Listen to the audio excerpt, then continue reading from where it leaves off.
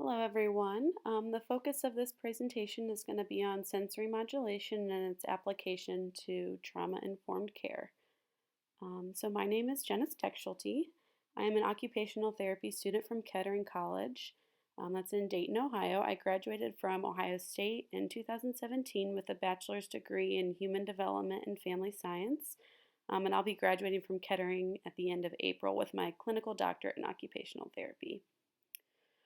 So one of our final program requirements is to create a capstone project with a traditional or non-traditional practice setting. As I have previous education in family systems and a current interest in mental health, I found the population at Buckeye Ranch to be particularly interesting. After reaching out to Dr. Pam Scott, it was determined that while there's not currently an occupational therapist on staff at Buckeye Ranch, there is a desire there for education on sensory modulation from an occupational therapy perspective. So over the past 12 weeks, kind of since the beginning of January, I've been working with the RIFSP team, observing sessions on both residential campus and in community settings, and working to create an educational training module on sensory modulation principles and how they may apply to Buckeye Ranch's treatment population. As many of you know, prior to the spread of COVID-19, this training was intended to take place in person. However, due to our social distancing limitations, that's obviously no longer possible. But I still wanted to find a way to provide this content and education to you all. Therefore, I have created this presentation in a virtual manner and tried to incorporate as much information, videos, and interactive learning content as possible. So with that being said, here are some objectives to align with this online educational module. 1. Participants will demonstrate an understanding of sensory modulation and how it applies to trauma-informed care. 2. Participants will identify sensory modulation styles when provided with examples, videos, and case studies. 3. Participants will demonstrate understanding of appropriate sensory-related supports to facilitate client regulation, participation in daily activities, and family system functioning. So before we start in, I like to start with this quote. It states, "The experience of being human is embedded in the sensory events of everyday life." I like this quote because it's very encompassing. If we think of our day, actually, if we just think about our morning routine from the second we wake up until the second we get to work, and think about how many sensory experiences occur just in that short amount of time, it helps us to understand how disruptions in these systems could have an impact on our entire day. So what is sensory processing? Well, I imagine most of you are aware of sensory processing and its concepts, as the topic has sort of blown up in past years. I'm also aware that you all are looking for some practical, applicable intervention strategies to use. However, I feel in order to educate you on how to educate your own clients and families, it's crucial that you have an accurate understanding of what sensory processing is from a theoretical and evidence-based perspective. So with that being said, in its most basic definition, sensory processing can be described as how we use the mechanism of how we feel to make sense of the world around us. We know that everyone processes sensation. What we must understand is that everyone processes sensation differently. For example, I heard this example used before of a pear. When asking someone to take a bite of a pear and describe what sensations they experience when eating a bite, they may use the words sweet, juicy, soft on your tongue, or grainy like sand to describe the texture. These words can tell a story about sensory processing. The idea that a pear's texture is grainy like sand is something we can all agree on is true about the pear. However, we determine if we like or if we can tolerate that sensation. That's not something we necessarily all agree on. Some people like pears for the uniqueness of their texture. Some could be indifferent about the texture. Some people might feel that it's mushy and disgusting. So while this experience of a pear describes mainly a tactile experience, it's true for the sensory systems, all of the sensory systems that we'll talk about here in a moment.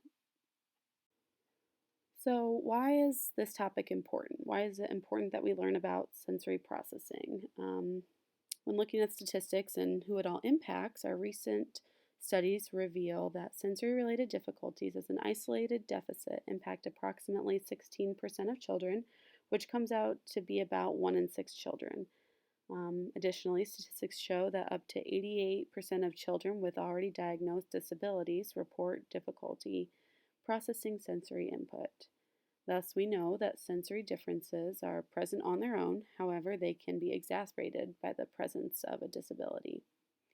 So, 88% is a relatively high percentage if you think about it. Obviously, in the past 20-ish years, sensory processing has become a topic with greater recognition and more research. However, these statistics further emphasize how important it is that we are aware of sensory processing's presence and the potential impact it may have on daily life and overall well being. A couple other small statistics worth mentioning are that boys are 3 times more likely to display sensory related difficulties, and also that because it's a recently recognized deficit, there are many adults living with sensory related difficulties that never have and may never receive a formal diagnosis. I think that that's something very important that we remember when thinking about families and parents of children. So we talked about how individuals with previously diagnosed disabilities, about 88% of them also display sensory related deficits. So some of those common coexisting diagnoses are autism, ADHD, anxiety, depression, and schizophrenia. So generally speaking, we most commonly associate sensory processing difficulties with autism spectrum disorder, and it is certainly the most common coexisting diagnosis. This is likely because sensory related behaviors are actually part of the diagnostic criteria for autism. However, it's important that we remember that the reverse is not true, meaning that most children with sensory related difficulties don't have autism. So it's important that we don't lump them together. We need to understand them differently. ADHD is another very common comorbid diagnosis. They're often mistaken for each other, as many of their symptoms or behaviors may present the same way. However, they are unique differences as they have very different neurological basis. And some other obvious coexisting diagnoses are anxiety, depression, and schizophrenia. As you all are very familiar with some of these psych diagnoses throughout the presentation, I challenge you to think of how they might align or interfere with our sensory processing systems. Research shows that sensory-related deficits can stem from both environmental and physiological determinants. Some of the identified risk factors for sensory deficits include prematurity, prenatal complications, maternal illness or stress, maternal use of medication, living with a single parent, lower socioeconomic status, and trauma. So, when initially researching this topic as a potential project for my capstone, this information specifically stuck out very boldly to me. And after observing at Buckeye Ranch my first several weeks, it became very apparent that many of these risk factors are present with your clients and families at times, not just singularly on their own, but for many of your clients, multiple or all of these could apply. So while we don't currently have any necessarily direct evidence linking any one of these traumatic or adverse life experiences to sensory processing deficits, we do have some general research and evidence showing that it contributes and further affirming that this is a topic that's very important for us all to understand. So now kind of looking at it from the other end, research shows that children with sensory processing deficits, that those deficits can impact their social participation, emotional regulation, disruptive behaviors, flexibility, lack of coping behaviors, and then eventually impacting their relationships into adulthood.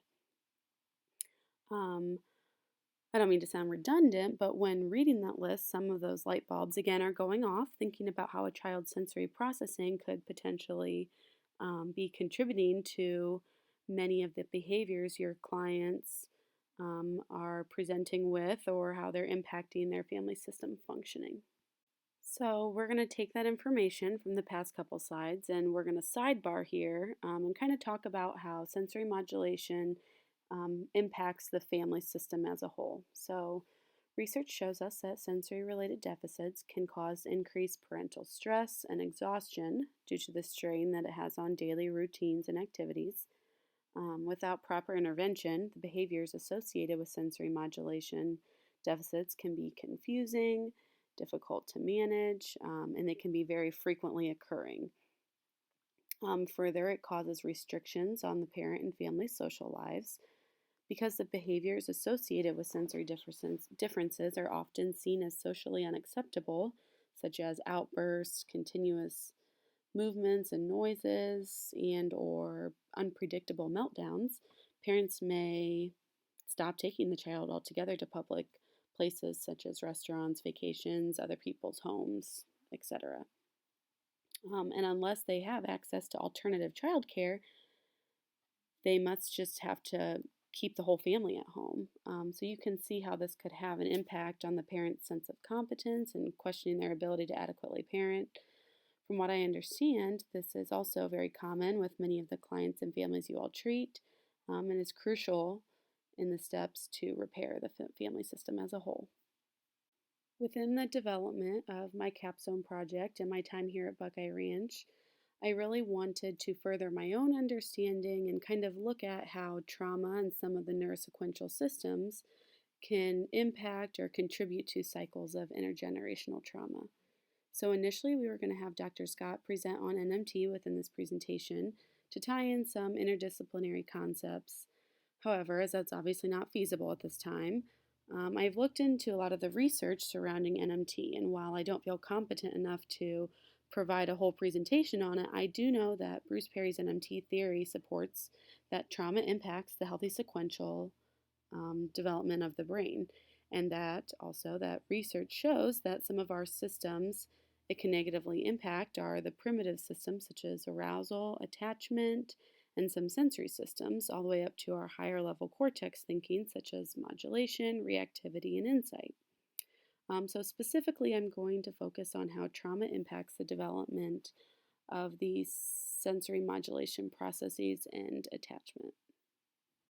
So because of the extensive research behind Perry's neurosequential model of therapeutics, that trauma experienced early in life can impact attachment and sensory processes, I kind of wanted to start to build a visual of how trauma can impact all these systems and then lead to intergenerational trauma. So here's kind of the first steps.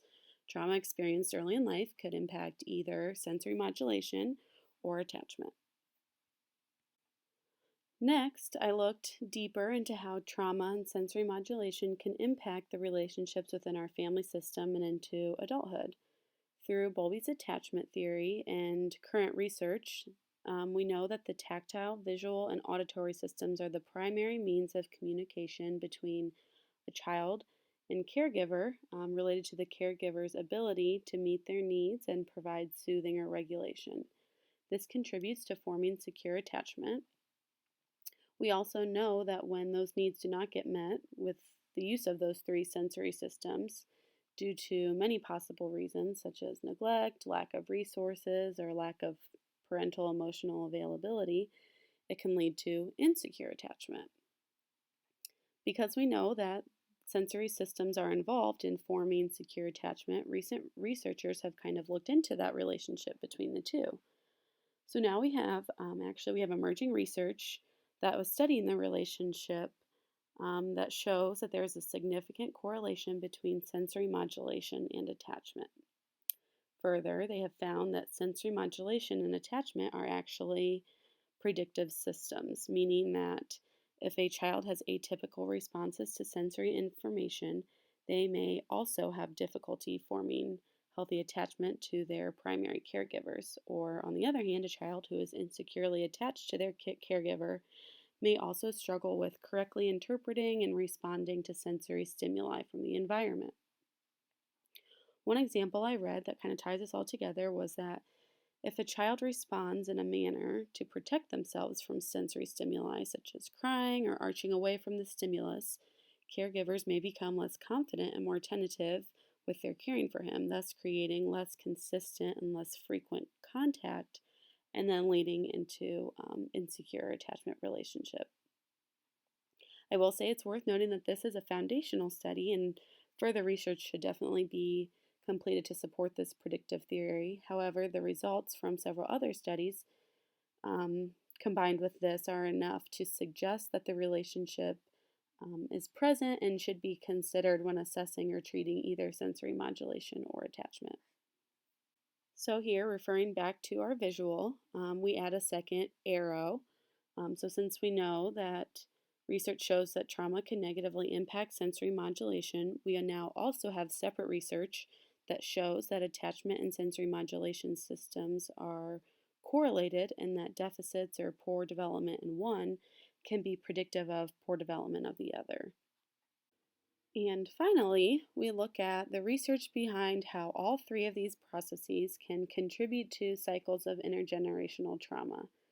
We know that trauma can negatively impact the development of attachment and sensory modulation processes in a growing child.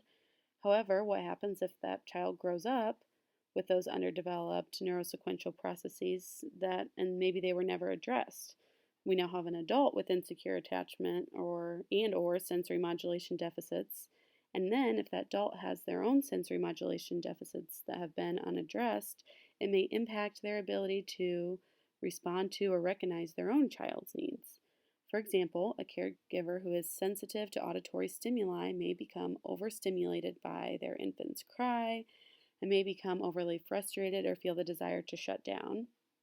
On the other hand, a caregiver who is understimulated by auditory stimuli, meaning they may not register it, may have difficulty registering that their child is crying, thus impact their ability to care for their needs. So one study looking at this relationship found that parents who report their own sensory sensitivities also reported more insecure attachment with their child. This kind of supports all of this correlative research and the fact that it can contribute to intergenerational trauma. So finally, to go back to our graphic again and kind of tying it all together, we understand how a parent's own experiences of trauma and underdeveloped attachment of their sensory modulation processes can contribute to the underdevelopment of their own child's attachment and sensory modulation processes. And then when that child grows up, it starts to cycle over and over again. While we don't traditionally think of trauma as being insecure attachment or poor caregiver attachment, it could be a mild form of neglect or poor attunement that impacts all these systems. So I want to note that this is not any sort of formal model or theory, rather just a thought process that occurred through examining all the research separately. However, from what we know and what we see with many of the families and clients at the Buckeye Ranch, we know how easily cycles of intergenerational trauma can form. I think if we start with any of these processes separately, it has the potential to have a positive impact not only on the current family system, but also on the healthy development of future family systems. Specifically through the lens of occupational therapy, we're going to look at sensory modulation. So the topic of sensory processing and how it impacts our youth and their participation in daily life has been a very hot topic over the past 15, 20 years or so. So with popular topics also sparks an influx of information, research, and everyone kind of has different understandings of it. So this also can spark an influx of inaccurate information, which is why I want to take a moment and mention some of the very common misconceptions that are understood by the public, clients, families, especially parents, teachers, or even professionals about sensory modulation. So the first one, sensory modulation and sensory-based motor deficits are the same. This is something very common and very commonly misunderstood.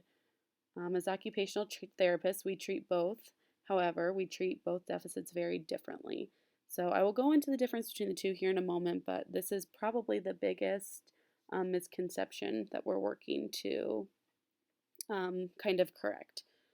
The second, children with sensory differences are just overreacting. This is something that is often thought of by parents and sometimes teachers. They see certain behaviors and understand them as a tantrum or lack of compliance or stubbornness, or that the child's just too reactive. And they often don't see or understand how those behaviors could be a response to sensory stimuli. This is where education personally, and then our ability to educate others is so crucial and can be so effective. The third, sensory modulation deficits are a form of autism. So, as previously mentioned, many people associate sensory modulation with autism. To reiterate again, they are separate diagnoses. And while many children with autism have sensory related deficits, there are many children with sensory modulation deficits that don't have autism. This is something we continue to educate professionals and the public about when identifying both and when seeking evaluation for both. The fourth, children with sensory sensitivities are sensitive to all types of sensory input. This is also something we'll discuss further here in a moment. However, an individual may respond to visual input different than they do auditory input or tactile input. Just because you're sensitive to one or undersensitive to one doesn't mean that you are sensitive to all of them. The fifth misconception is that sensory modulation only includes 5 sensory systems. So when we think about your senses, you typically think about your 5 senses. And those would be see, touch, hear, smell, and taste. However, there are actually 8 different sensory systems that we recognize, which now include the vestibular, proprioceptive, and interoceptive systems. And then finally, sensory modulation only affects children. Again, as previously mentioned, there are many adults with sensory modulation needs. We all modulate sensory information differently, and that does not change as we get older. It may just look different. For example, as a child, auditory sensitivity may look like outbursts by covering their ears when the bell rings or a loud noise occurs. And as an adult, it may look like the inability to focus in an open office space or the need to wear earplugs when sleeping. So it's not something that we just grow out of and you just grit and bear through it, which is why it's so important that we address it at a young age to kind of set individuals up with some supports so that they can be most successful in their future. We're also going to take a moment and talk about some of the crossover terminology that's used between professions. So some of the terminology that I have heard and read through literature throughout my time at Buckeye Ranch are dysregulated, hypervigilant, and overarousal. Dysregulated is certainly the most common term I have heard. So when asking many different clinicians what they're referring to when saying a client is dysregulated or gets dysregulated when or benefits from regulating activities, it was defined as sort of an encompassing term to describe when a child is emotionally or physiologically experiencing distress and requires assistance to self-regulate. As all of our systems work together and many clients often have different contributing factors to their dysregulation, I understand that this term and how many different intervention techniques to regulate can be encompassing. However, when looking at a child who seems distressed, as someone who is reading the situation from a sensory or an occupational therapy perspective, I think specific sensory related supports to provide that may be beneficial. However, clinicians looking at it from an emotional regulation lens may be thinking of different techniques to try and treatment. This makes me think of the famous phrase, if all you have is a hammer, everything looks like a nail. I think this is why it's important that we understand these processes as unique because they do describe different processes happening within our bodies. We would want our interventions and treatment to be focused on the accurate source of the dysregulation. So, for example, the approach taken by a practitioner with a heightened state of alertness deriving from a child's sense of safety and self-preservation could look very similar as the approach taken by the practitioner when a child has an over-responsive auditory system. In the first case, the child may create intimate, contained space that is free from outside disturbance. In the second, the same type of intervention may be appropriate for that moment, providing a quiet space free of loud noises and extreme sensory input. However, if you knew the source of the dysregulation, you could create a treatment plan that better supported them throughout their daily lives and future success, not just in one particular moment. So, for example, if it was a case of hypervigilance, you would want to focus on creating safe supports throughout their day and finding people in their life to promote safety and trust. However, if it was an over-response from auditory stimuli, you could modify their environment and provide noise-canceling headphones or educate the family on ways to minimize noises throughout the day. So while these behaviors may look similar, the treatment approach would be very different. And to kind of circle back to our terminology and also to the overall purpose of this presentation, we don't want to be just blindly swinging with our hammers and hoping that a nail somewhere hits. We want to be certain that our interventions or techniques that we use um, are helpful for both sources of crisis. And if you do that, you'll have more overall and long term success because you know the reason behind a child's dysregulated behaviors. So, when thinking about sensory related topics, you've probably heard several different terms being thrown around. Even probably just in this presentation, you've probably heard me use several different ones, such as sensory processing or sensory modulation. So, we kind of need to understand the difference between all of those. So, here are some common terms that you've likely heard people use when describing sensory related topics. They differ primarily in the theory and the individual who created the models around each one. As we learn more about neuroscience and our unique sensory systems, kind of how they all go together with how we function, new models and definitions are created. So, sensory integration was the foundational term by Jean Ayers, kind of describing how sensory information impacts us and is defined as the process of receiving sensory information and turning it into a functional response. When Jean Ayers was first describing sensory integration, it was defined for children who had motor-based or motor planning sensory system deficits, thus the turning it into a functional response portion. We'll talk about this further in a moment, but when describing sensory integration, Ayers was talking about only three of our sensory systems, which are our proprioceptive, vestibular, and tactile systems.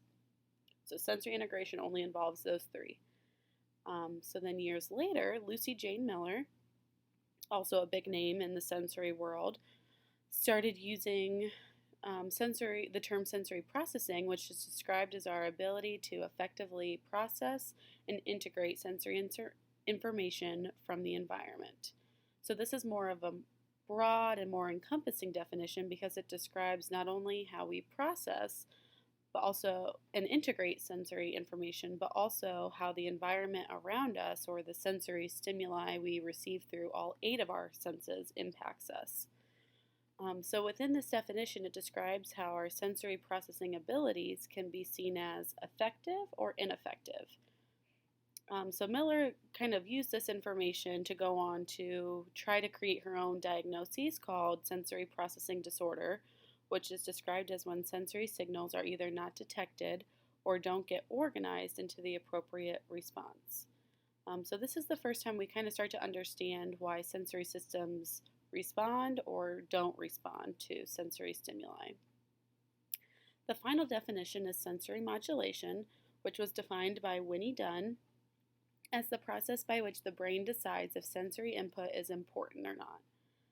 This is the definition and the model that I will be focusing on throughout this presentation because I feel it provides reasoning for both the neuroscience behind the processes and the reason for the behavioral responses. Over the years, there's been a lack of clear description between each of these sensory-related definitions. They've commonly been used interchangeably, which is why it's so difficult a lot of times to read about interventions or kind of divvy them out. There's been some blending conceptually between these descriptions, which has caused some real challenges with our understanding of our sensory processing systems. However, because they are so different, it's important that we understand the differences between all the different types of sensory-related topics so that we're not only interpreting and understanding sensory-related information accurately, but that we are using sensory-related interventions and treatments appropriately with all clients. So I know that kind of sounds like a lot, and for me, who is a very visual person, I have a hard time kind of divvying that out in my mind. So here's a simple visual I kind of created to try to describe the different types of sensory-related terms that we often hear. So the main difference I want to emphasize is that when you hear sensory integration, It's talking about motor planning or praxis types of deficits involving only a few sensory systems. However, sensory processing or sensory modulation refers to more how our body receives sensory input from all 8 sensory systems. So you may hear sensory processing and sensory modulation kind of used interchangeably because they're both talking about similar processes, meaning how we process sensory information from the environment. However, the key thing to remember between the two is that sensory modulation is our body's ability to process or pay attention to or tune out certain types of sensory input. So as described on the last slide, one of the common types of sensory-related terms is sensory integration. This is one that I think is very commonly used, but this is also one that I feel it's very important we understand the difference too. So again, sensory integration is how we receive sensory input and turn it into a functional response. As occupation that focuses on movement as it's related to our daily functions, sensory integration was first seen in individuals with poor gross or fine motor skills. When looking at deficits, we divide them into 2 different subtypes of either motor-based or praxis-based deficits, meaning it's either an issue with the body's ability to complete the movement or it's an issue with the body's ability to plan and execute the movement. Unlike sensory modulation, sensory-based motor issues or sensory integration again only involves the 3 sensory systems of proprioceptive, tactile, and vestibular system. For an individual who has sensory integration or motor-based sensory issue, they may present differently for each of the 3 systems. So for example, the tactile system, for someone who has motor-based issues with this, would often maybe grasp things too tightly or write with too much pressure. This is also where you would see very poor fine motor skills, such as like inability to button buttons. Then within the proprioceptive system, they may appear very uncoordinated. They may look at their feet when walking. And then the vestibular system may appear as though they have delayed development of motor milestones such as crawling, walking, standing. These would also be the individuals with difficulty with bilateral coordination, riding a bike, catching a ball, etc. So if a child has sensory-based motor issues, they will also be treated by occupational therapists by addressing their fine and gross motor coordination within their daily activities to help them participate in developmentally appropriate occupations.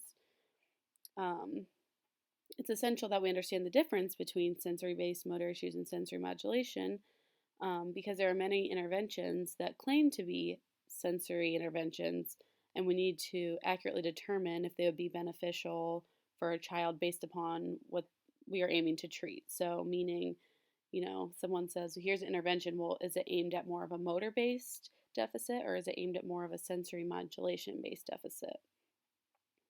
So if you notice a child has a motor-based sensory deficit impacting their development, it is truly best that they seek treatment from a licensed occupational therapist. So while it's important to understand the difference between sensory-based motor issues and sensory modulation, again, the focus of this specific presentation is to help you better understand sensory modulation and how it may be impacting an individual's behaviors and overall well-being. So very generally speaking, sensory modulation describes how individuals process sensory input and how those methods or neurological processes guide our choices. So within this model, sensory input refers to both external and internal stimuli, so all 8 of our sensory systems. And modulation specifically refers to our ability to pay attention to relative sensory cues in the environment and ignore irrelative sensory cues in the environment. So one example that I've heard used to describe this is think about when you're driving a car in the rain. If you're by, there's a ton of sensory input happening. The rain, you're driving, your windshield wipers are going visually. You can hear the rain on your windshield. Maybe your stereo's on. So it's our ability to either pay attention to those necessary cues such as a sign on the road or the car stopping in front of us and ignore the irrelevant sensory cues such as the sound of the rain on the windshield and the windshield wipers wiping in front of you, um, and then how successful we are able to be with all those interacting. So there are two components to this modulation concept and to this whole model, which are what we call our neurological thresholds and our behavioral responses. So to describe sensory modulation, we utilize Dunn's model of sensory processing. This is a model that was created by an occupational therapist named Winnie Dunn, and it's based off emerging research in neuroscience behind sensory processing. So what they found was that within an individual's nervous system, they have certain thresholds for sensory input. Each individual also has different behavioral responses to those thresholds. So I'll describe those processes kind of more in depth in a moment. However, the primary features of this model that we want to remember is that we have to consider an individual's neurological threshold for sensory input. We have to consider their self-regulating strategies or their behavioral responses. And then we also must consider the interaction among the thresholds and their responding strategies. So here's a very simplified version of Dunn's model of sensory processing describing those two components. So the vertical bar or axis represents an individual's neurological threshold from low to high continuum. The horizontal bar axis represents an individual's behavioral response to their neurological threshold for sensory stimuli on a continuum from passive to active responses. So while the model is a continuum meaning that an individual's sensory modulation threshold and response may fall at any point along either of the axes, the four most common interaction points, kind of the four boxes around it, make up different common sensory modulation styles. We'll talk about each one of those sensory modulation types or styles here in a moment, but first I kind of want to break down the description behind our neurological threshold, so that vertical axis, and kind of describe that a little better for you guys. So, as briefly described, an individual's neurological threshold for sensory input, which first I want to pause for a moment and break that term down because we're going to be using it very frequently throughout the presentation. So I want to make sure that everyone understands what I mean when I say it. So neurologic threshold. Neurologic refers to our nervous system, specifically our autonomic nervous system. Threshold refers to the amount or the level of stimuli at which our body or nervous system notices the sensory stimuli. So to put it together, an individual's neurological threshold refers to the point where there is enough sensory input to cause the nerve cell to activate. For example, at the most basic level, when maybe referring to auditory stimuli, the neurological threshold would refer to how much noise or amplitude of noise is required for the nerve cells within the ear to activate. This would impact what sounds or what levels of sounds it would require for an individual to notice them. So like I previously mentioned, our neurological thresholds are on a continuum from low to high. Meaning, if an individual has a low threshold for sound, it may take very little noise for the nervous system to notice the stimuli. And on the other hand, if an individual has a very high threshold for sound or auditory input, it may take a lot of noise at high volumes for them to even notice the stimuli. So our neural mechanisms are always attempting to balance between being excited and inhibition for responding to an accumulated amount of sensory input.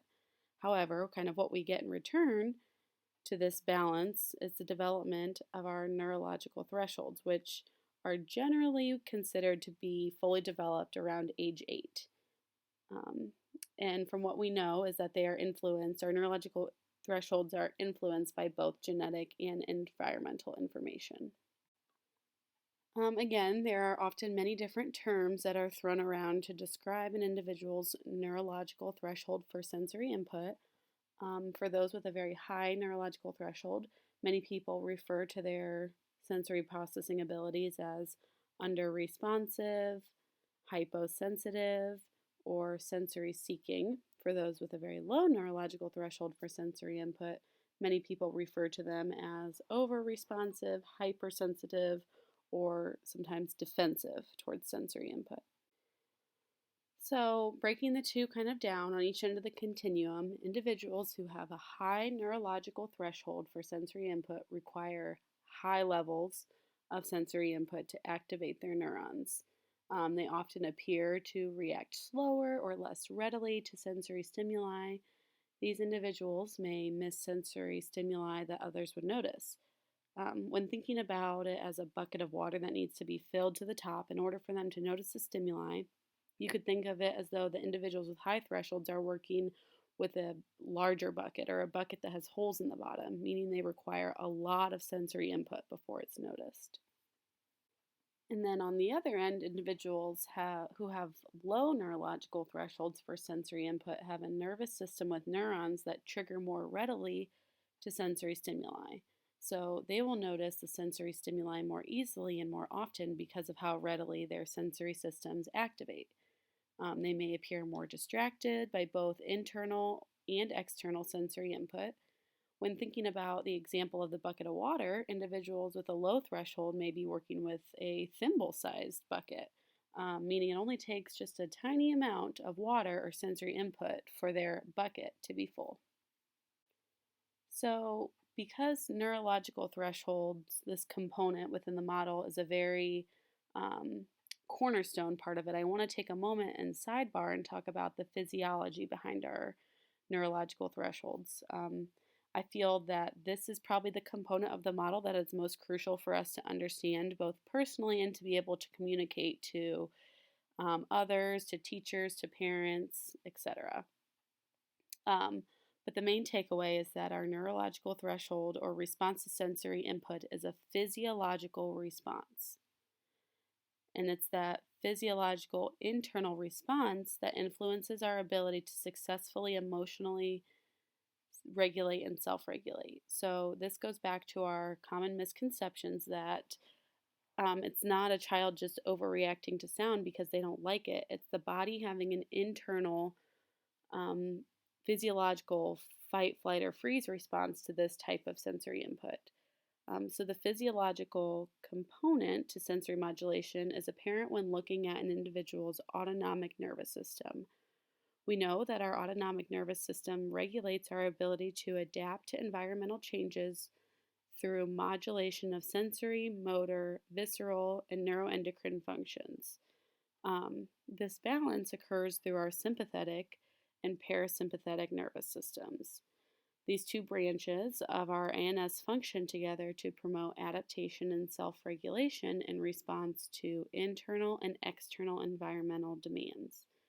So our sympathetic nervous system is the one that modulates immediate responses to an event.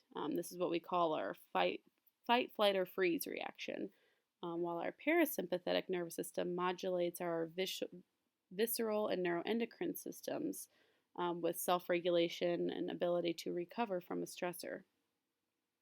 So when an individual experiences sensory stimuli, either internal or external stimuli, if they have a low neurological threshold, it may cause their sympathetic nervous system to evoke a fight or flight response, which is then it's up to their parasympathetic nervous system's ability to habituate or self-regulate in response to this stimuli in order to bring their body back to a state of homeostasis. So then going back to looking at our neurological thresholds on each end of the continuum, for those with a high neurological threshold, their sympathetic nervous system is under-responding, meaning it takes a lot for them to notice their sensory, motor, or visceral or neuroendocrine changes. So with a high threshold, the body signals are too small. A lot of times this is apparent and there's a lack or reduction of increase in heart rate with the introduction of stimuli. And then on the other hand, individuals with a low neurological threshold have an over-responsive sympathetic nervous system that is extremely sensitive to sensory stimuli. Not only is their sympathetic nervous system sensitive, their parasympathetic nervous system is extremely inefficient. So, with the introduction of sensory stimuli, an individual with a low threshold may experience the stimuli as a threat and have that fight or flight reaction with their heart rate increasing and increased sweat response.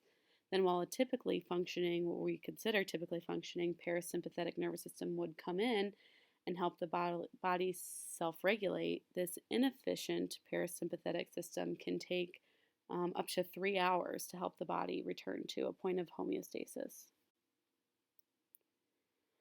So, while this physiological response makes sense conceptually, we knew that we needed research to support this theory.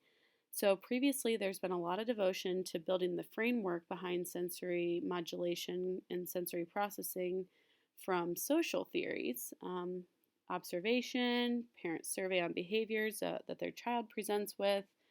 Um, However, newer research involving actual neuroscience shows that these sensory processing patterns really are reflected within their brain activity. So, primarily, they have used research looking at the electrodermal response and rate of habituation in the presence of sensory stimuli. There have been many studies in the past, probably like 10-ish years, that have looked at electrodermal activity, meaning the change in electrical conductance of the skin as a result of endocrine sweat gland activity. So these studies take a sample of children with what you would consider typical sensory responses and children that have been previously identified as having atypical sensory responses. And by that they mean like behaviors. So then they following, they call it the electrodermal protocol, which involves hooking up electrical skin conductance sensors on the skin. And then researchers introduce sensory stimuli such as noise or bright light and measure how much individuals sweat and how much their heart rate increased in response to the stimuli. They then also look at their habituation rate, meaning how long it takes their heart rate to return to baseline and the electrodermal response to subside. These studies have shown that individuals who were behaviorally over-responsive to sensory stimuli also demonstrated elevated electrodermal responses and decreased habituation to stimuli. They have found that these differences in the sympathetic and parasympathetic responses derive from differences in the structure and the function of the nerve cells.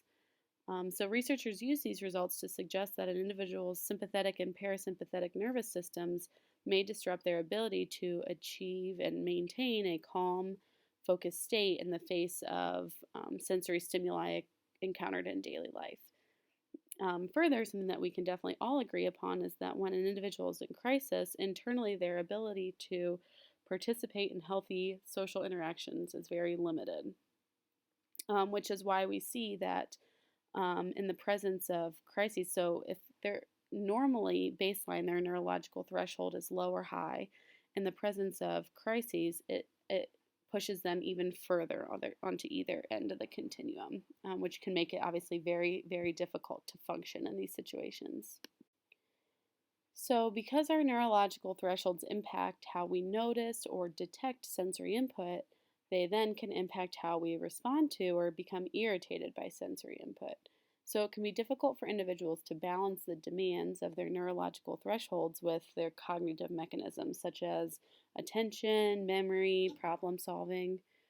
Further, they can impact our daily choices and can be reflected in our mood, our temperament, and the overall organization of our daily lives.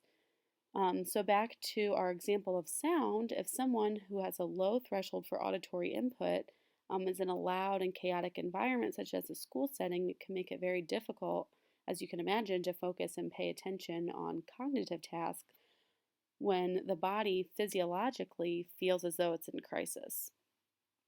If they have no choice but to be in an environment that is causing auditory overstimulation or what we call sensory overload, and their body is in a continuous state of crisis, it would certainly impact their mood and temperament.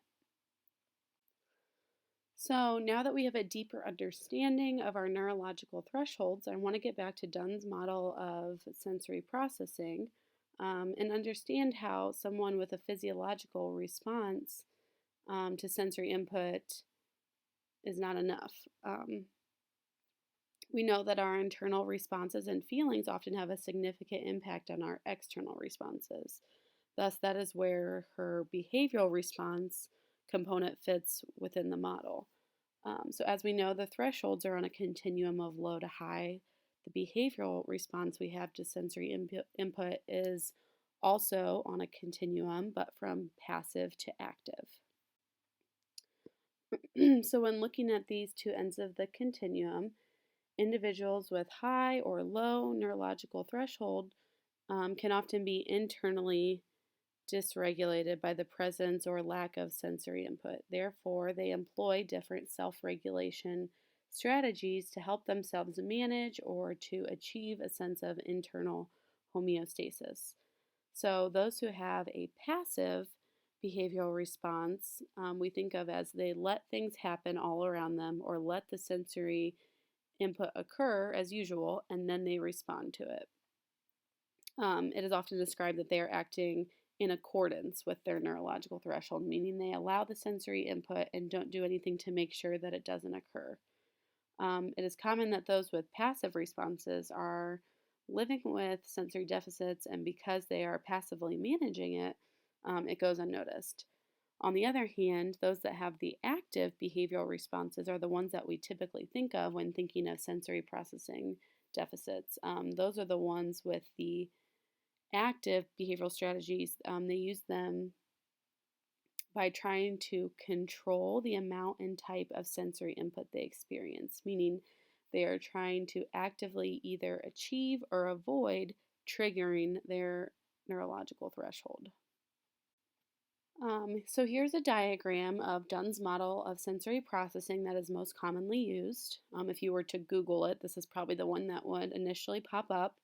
However, I don't think that it's the easiest to read, but you can see where I've highlighted kind of in the center there the vertical axis, which is the neurological thresholds from low to high, and then the horizontal axis, the behavioral response from passive to active.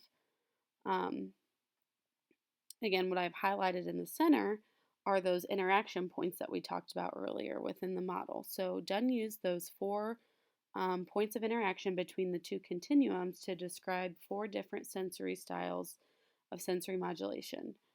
Those are what we refer to as sensory seeking, which is the combination between a high threshold and active response, sensory avoiding, which is the combination between a low threshold and active response, sensory sensitivity, which is a low threshold with a passive response, and low registration, which is a high threshold with passive response. Okay, so we are going to talk about each one of these different sensory modulation styles. The first sensory style we're going to talk about are sensory seekers. These individuals have a high neurological threshold for sensory input and use an active response to achieve it.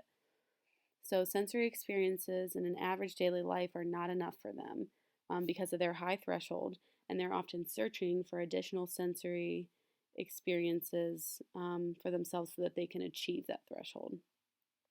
For this child in the photo to the right, it wasn't enough for him to just be playing with shaving cream with his hands and feeling the sensation just on his hands. He was seeking more out of this sensory experience, and he wanted to feel the shaving cream on his face, on his arms, etc. So it's common for children who are sensory seekers to seek additional sensory input within normal activities, such as humming or making mouth noises, tapping pens. Maybe they're running their finger along a brick wall while they're walking down the hallway. These individuals may seem as though they're just exerting a bunch of energy to get sensory stimuli, which is why it's so common for them to also have ADHD as a dual diagnosis. They often love physical movement, such as climbing, swinging, twirling, bouncing, as they are commonly seeking like novel or new sensory experiences. They may be quick to initiate activities, but then have difficulty finishing them because the newness of the sensory input wears off quickly, or their body habituates to it very quickly. So some common behavioral characteristics of sensory seekers are that they're energetic, they're very creative, maybe facilitators of change, very animated, and very active. So For each of these sensory modulation styles, I want to use the example of a child at the beach. So, for someone who's a sensory seeker, at the beach, it may be the kid that's laying or tumbling around right at the shoreline and just letting the waves crash against them so that they can feel not only the weight of the water, but the feeling, the temperature of the water, the sand that's blowing around against their skin. So, just that really intense sensory experience that they're trying to achieve. The next sensory style we're going to talk about is low registration. So, these individuals also have a high threshold for sensory input. However, they use passive strategies in response to it. So, these individuals are often under responsive or don't recognize sensory input. If you think of one phrase when thinking about low registration, think they don't notice. I like this photo to the right because someone with low registration may not notice that they're wearing two completely different shoes or shoes on the wrong feet because they don't notice how they fit, or tactily or proprioceptively, they don't notice how they feel on their feet. They may not notice when someone enters the room, when someone addresses them or says their name, when they have dirt or food on their face. These individuals often won't notice when they get hurt or bump into things. Meaning that the sensory input that occurs from these very common situations isn't enough for them to notice that it's even happening to them. Thus, they may require additional sensory cues to get their attention, such as repeating their name several times, etc. So, individuals with low registration also may not find their caregivers or teachers stimulating enough, and it may seem as though that these individuals don't care. So, some behaviors associated with this sensory style are often sometimes misunderstood. Because they don't notice some levels of sensory input, they may appear disengaged or that they don't care or that they're zoning out. However, they may also seem very laid back, accommodating, comfortable in many environments, and can remain focused in the presence of environmental distractions. So you can imagine how a child with low registration may appear at home, in school, within the community, and within their family system. So then getting back to our example of the beach, for a child at the beach, someone with low registration may be the child playing by himself, building a sandcastle, not noticing the sand all over their face, the sun making them overheat, or the other children playing next to them, or their parents trying to talk to them. They may appear that they're just kind of in their own world. So now moving on to those with low neurological thresholds. The first style we look at is the sensory style called sensory sensitivity. So these individuals have a low threshold for sensory stimuli and use passive strategies as a response to it.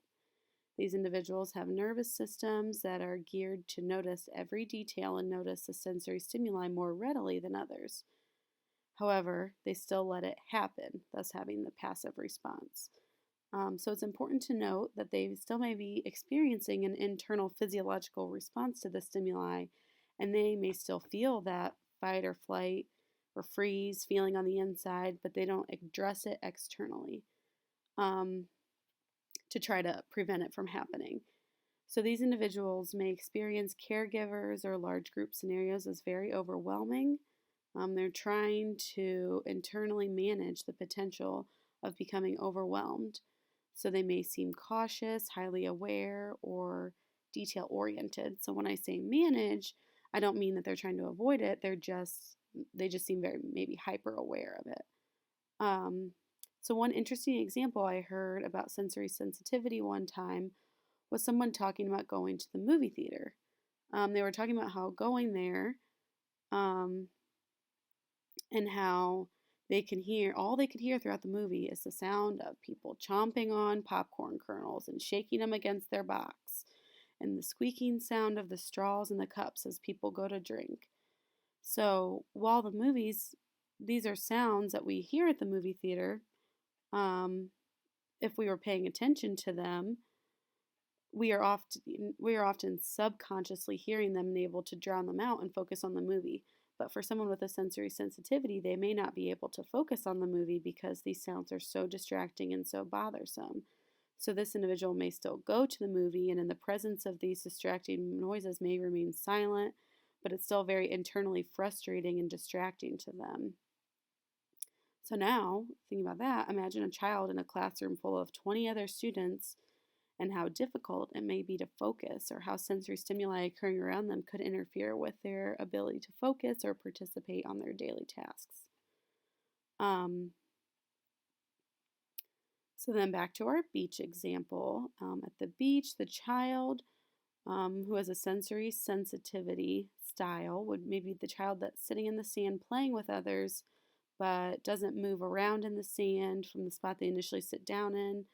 Maybe they're constantly turning their head to see who's walking by or who made that noise, etc.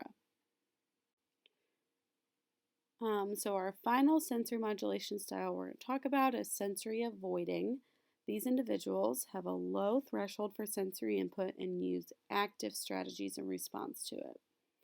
So while sensory seekers have a high threshold and always want more sensory experience, sensory avoiders want less and less. Because their nervous systems experience certain stimuli as harmful or dangerous, evoking a fight or flight response, they're often using active strategies to try and avoid the stimuli altogether so that they can avoid experiencing that internal reaction. Thus, these individuals are always trying to find ways to limit their sensory input. So remember that you may consider an average amount of sensory input may be very overwhelming or internally dysregulating for these individuals. Therefore, those who are sensory avoiding are often most successful when their sensory input is predictable.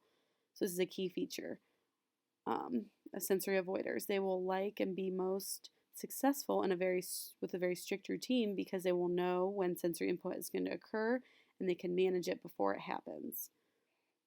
They create routines to keep their life peaceful and manageable. So, for example, in school, if a child knows the bell's going to ring at the certain times, they can use the active strategy of covering their ears before it happens. Or if they know the playground's going to be busiest right after lunch, maybe they prolong eating so that there are less children and less sensory input on the playground by the time they get out there.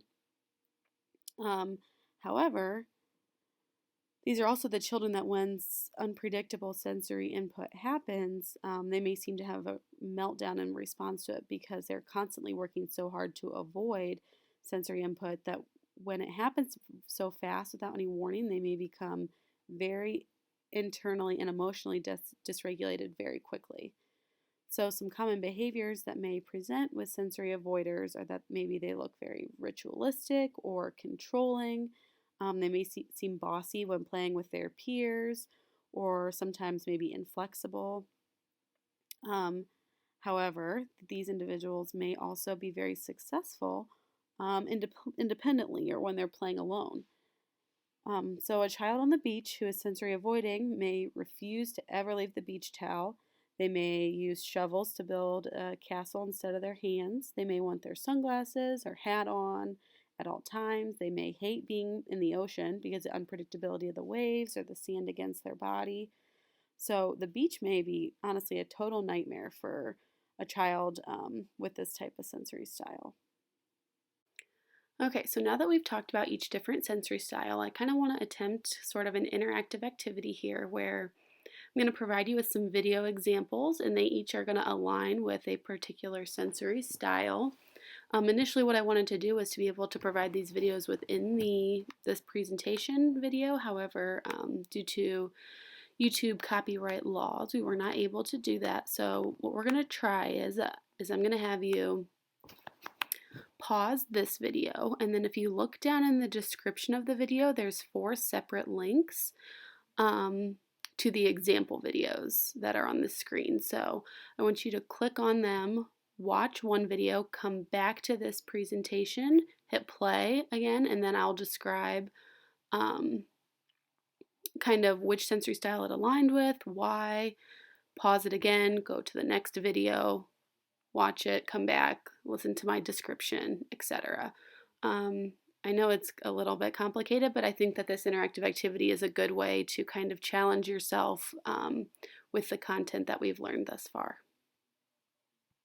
So I'm going to have you pause here and then again go down into the description and click on that first link, which is titled Sheldon's Sitting Spot.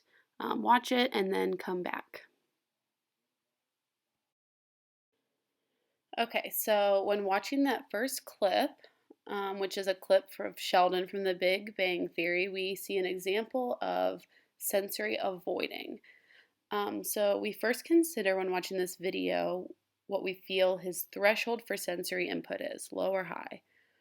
Because he appears to be very hyper aware of sensory input in his environment, such as the temperature, breeze, view of the television in the room, we would assume that he has a low threshold. Then, when looking at his behavioral response, the telling feature in this video is that Sheldon's trying to control where he sits in the room because he knows the predictive sensory input he will receive in that spot. And if he sits anywhere else in the room, it might change. So the two key words to take away from this are that he's trying to control for predictable sensory input. He's avoiding the unpredictable sensory input by controlling something as particular as where he sits within the room. So now we're going to pause again, do the same thing that we did before that last video. So pause here, go down and again into that description box and click on the second link, which is titled, I believe it's called Baby is Not a Fan of Pumpkin. So go ahead and pause here and watch that next video. Okay, so that one's kind of hard to watch sometimes. But this next video that we just watched was a child participating in pumpkin carving and pulling out the insides and gagging. This would portray of someone who has sensory sensitivity. I love this video because I think it's a great example showing how a physiological response is occurring. So looking at thresholds, we see that he has a very low threshold for tactile input, meaning just touching the wet pumpkin inside is making him physically gag.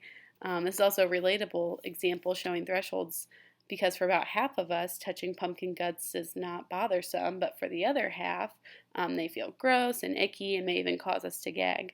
I personally am definitely one of those people. So then moving on to his behavioral response, this threshold has obviously been met and he's obviously being overwhelmed internally. However, he's continuing to participate in the task, thus showing that he has a passive behavioral response. He's definitely noticing the sensory input very readily, but he's not doing anything to address or avoid the sensory overload that he's experiencing. All right, so same procedure here. We're going to pause, go down to that description box and click on the third link, which is called Stanley Doesn't Notice. It's a clip from The Office. So go ahead and pause here, watch that video, and come back. So that video you just watched of Stanley from The Office is a very comical, maybe potential exaggeration of what low registration sensory style may look like. So when first looking at the threshold, we determine obviously that his level of awareness for sensory input is very high, or he has a high threshold for it. So we see that he doesn't notice any sensory input at all, first starting with the fact that he drank orange juice instead of coffee and didn't notice, all the way to blocking out all the visual and auditory input that are completely out of his normal input. From this, we know he has a very high threshold, meaning it would take a lot for him to notice sensory input. And then moving on to his behavioral response, we ask ourselves, is he trying to actively seek input to meet that threshold, or is he passively kind of just sitting by? And we obviously see that he's not trying at all to seek more sensory input. He's just kind of going on with his usual task of doing his crossword, and not only does he not notice the crazy sensory input, but he's also able to maintain his focus on this task the whole time. So like I said, this is kind of a bit of an over-exaggeration, but it mimics certain features of how someone with low registration may behave. All right, and now we're going to watch our final video. So here's our last point. We're going to pause, go down to that last link in the description box. I believe the video is titled, it's like kids rolling downhill and cattails. So go ahead and watch that. Make your guess on that last sensory style and come back. Okay, and then this last video shows a subtle example of what sensory seeking sensory style may look like. So in the video, we see a couple of children rolling down a grass hill covered in cattail seeds. And when looking at their thresholds, we can observe that this is a very sensory rich experience with the rolling, which would give proprioceptive and vestibular input, and all the textures they feel throughout it, such as the pokey grass on their bare skin and the cattails just flying all around them. So from this, we can tell they have a high threshold for sensory input. Then when looking at their behavioral response, we can see that they're actively seeking this sensory rich experience. They're not just doing it once just to try it out, but they're doing it over and over and over again. So for this next kind of activity, I wanted to provide you with an example of what sensory overload or of what someone with a low threshold may experience internally on a daily basis. So this video is created by an individual with autism, and it shows how sensory experiences that occur in what we may consider normal daily environments may impact our ability to function. So we're going to pause here and watch that. Again, I'm going to have you do the same thing that we did for those example videos. I'm going to have you go down into the description box and click on the very last link. It's titled, Can You Make It Till the End? This is the last video. I promise we're going to do this the whole time. So this is that last video. Go ahead and watch that and then come back and we'll talk about it. Okay, so after watching the video, we see how someone in a shopping mall may be interpreting sensory input. They're noticing every sound, every bright image, every fast movement, etc. So we get some insight into how the body is experiencing this input as threatening and the physiological response that is occurring. We can hear this individual's heart start racing and their breathing speeding up. Um, we can see the child trying to kind of calm themselves and manage, but they're unable to because the sensory input is just so extreme, and they eventually going into like total panic meltdown mode. So I like this video because it shows how for others, the mall may be a completely normal or what they consider normal environment that they can function in, but for someone with a very low threshold, it may be extremely dysregulating and impossible to function in. So I kind of challenge you to consider how someone with a low threshold may feel in a classroom, a hospital setting, throughout the community, at home, in a very chaotic home. And then imagine people kind of demanding that they focus on their work or on a conversation that they're having with them, when internally this is how they may be feeling. So now that we understand how our sensory modulation systems work from a broad perspective, I want to go into how sensory differences may look in each of our 8 sensory systems. Again, I want to touch on one of our common misconceptions that we only have 5 senses, but that with continued research we have learned that we actually have 8 total sensory systems. The 5 commonly known, which are auditory, visual, tactile, olfactory, gustatory, and then the 3 additional systems, which are vestibular, proprioceptive, and interoceptive systems, which I'll explain deeper in a moment. Before breaking each sensory system down, I want to note that part of Dunn's theory of sensory modulation, again, is that our sensory style may be different for each sensory system. We may have a low threshold for tactile input and a high threshold for auditory input, and vice versa. So this is why understanding a child's sensory modulation differences may be so complex. We can't just generalize that because they have a low threshold or active response for one system and avoiding input, that they are sensory avoiders for all sensory input. While there are some general patterns that many individuals fall within one sensory style, it is not that case for everyone, and that's why we must remember in the back of our minds when we're trying to understand a child's behaviors. So, what has sort of divided our understanding of our sensory systems is where the sensory input is coming from. So, we've always understood our external sensory systems of auditory, visual, tactile, olfactory, and gustatory input. However, we know that this input comes from our external environment and that's something happening to our body from the outside. Our newer, more recently recognized sensory systems of vestibular, proprioception, and interoceptive systems are our internal systems. So we know what is happening internally in these three systems also occurs through similar neuropaths and evoking similar physiological responses as the external ones. And further, from our sensory modulation perspective, we know that these three internal systems can also have an impact on our behavior, self-regulation, and temperament. So by understanding where the sensory input is coming from, or where the dysregulation from the sensory input is coming from, we have a better understanding and guidance when trying to determine which sensory interventions or supports to provide to individuals. So the first system we're going to look at is our auditory sensory system. Our auditory system is responsible for helping us interpret what we hear and to what frequency we hear certain noises and sounds. When thinking about sensory modulation, our sensory style impacts our ability to filter out or pay attention to important auditory cues in our daily environment. For individuals with sensory modulation deficits, this may be very difficult. For someone with a high threshold, it may present as difficulty paying attention, or they may require directions to be repeated to them several times. Difficulty modulating auditory input can have a significant impact on an individual's ability to be successful in the school environment because there's so many sounds going on in that environment consistently.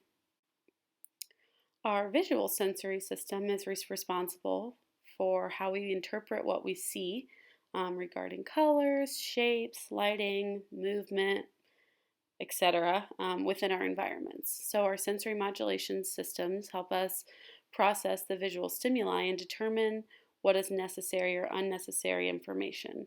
It helps us filter out and organize the visual input we are taking in. For example, someone with a low threshold may be unable to filter out the presence of clutter or bright lights. They may not respond to this overwhelming input immediately like you may imagine, but over time it could be impacting their mood or their ability to focus.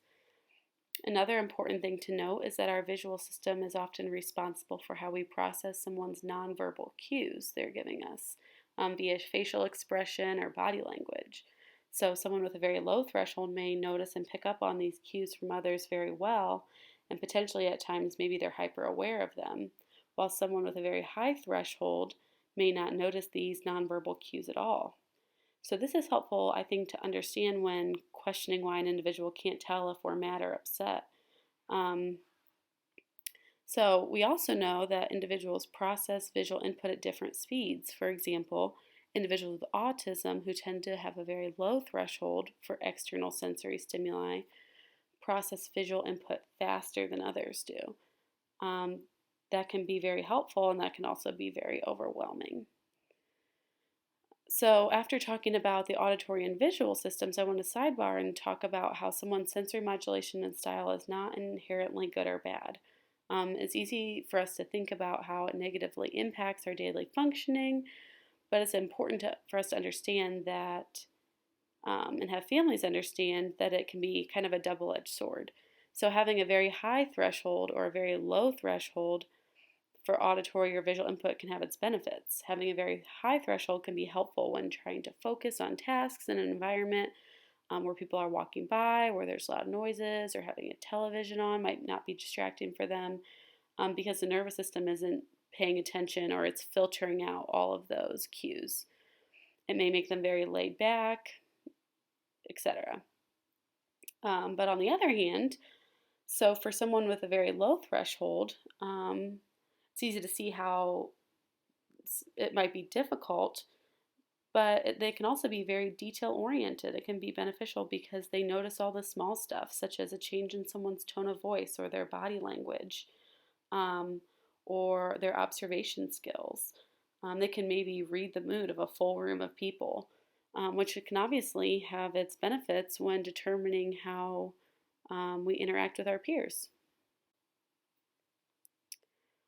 Our tactile system helps us locate physical sensations and differentiate what type of tactile input is safe and what type is dangerous.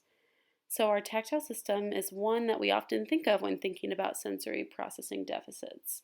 So children who can't stand tags on their shirt, or when their socks are twisted, or when their hands are messy, are often a demographic that is historically understood as having quote-unquote sensory issues.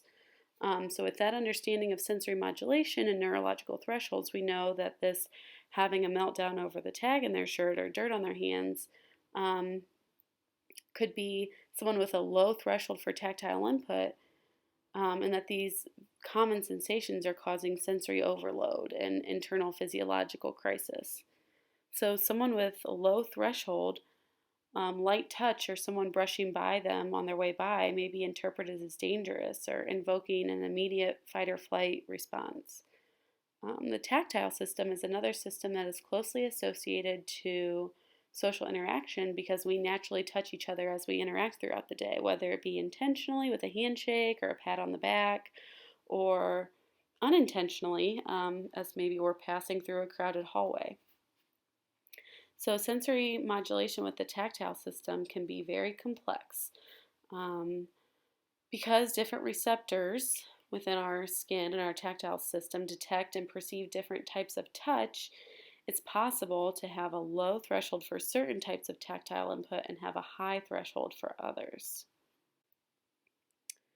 So next, moving on to our olfactory, which is our sense of smell, and our gustatory system, which is our sense of taste. I kind of combined them. So while these are separate systems that could have separate sensory modulation styles, I'm going to kind of lump them together here for a moment because they are systems that kind of work together.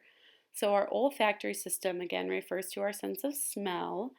One thing to note is that because this is a chemical process, the olfactory system is actually our only system that does not involve kind of routing through the thalamus like all of our other senses do, but it goes straight to the amygdala.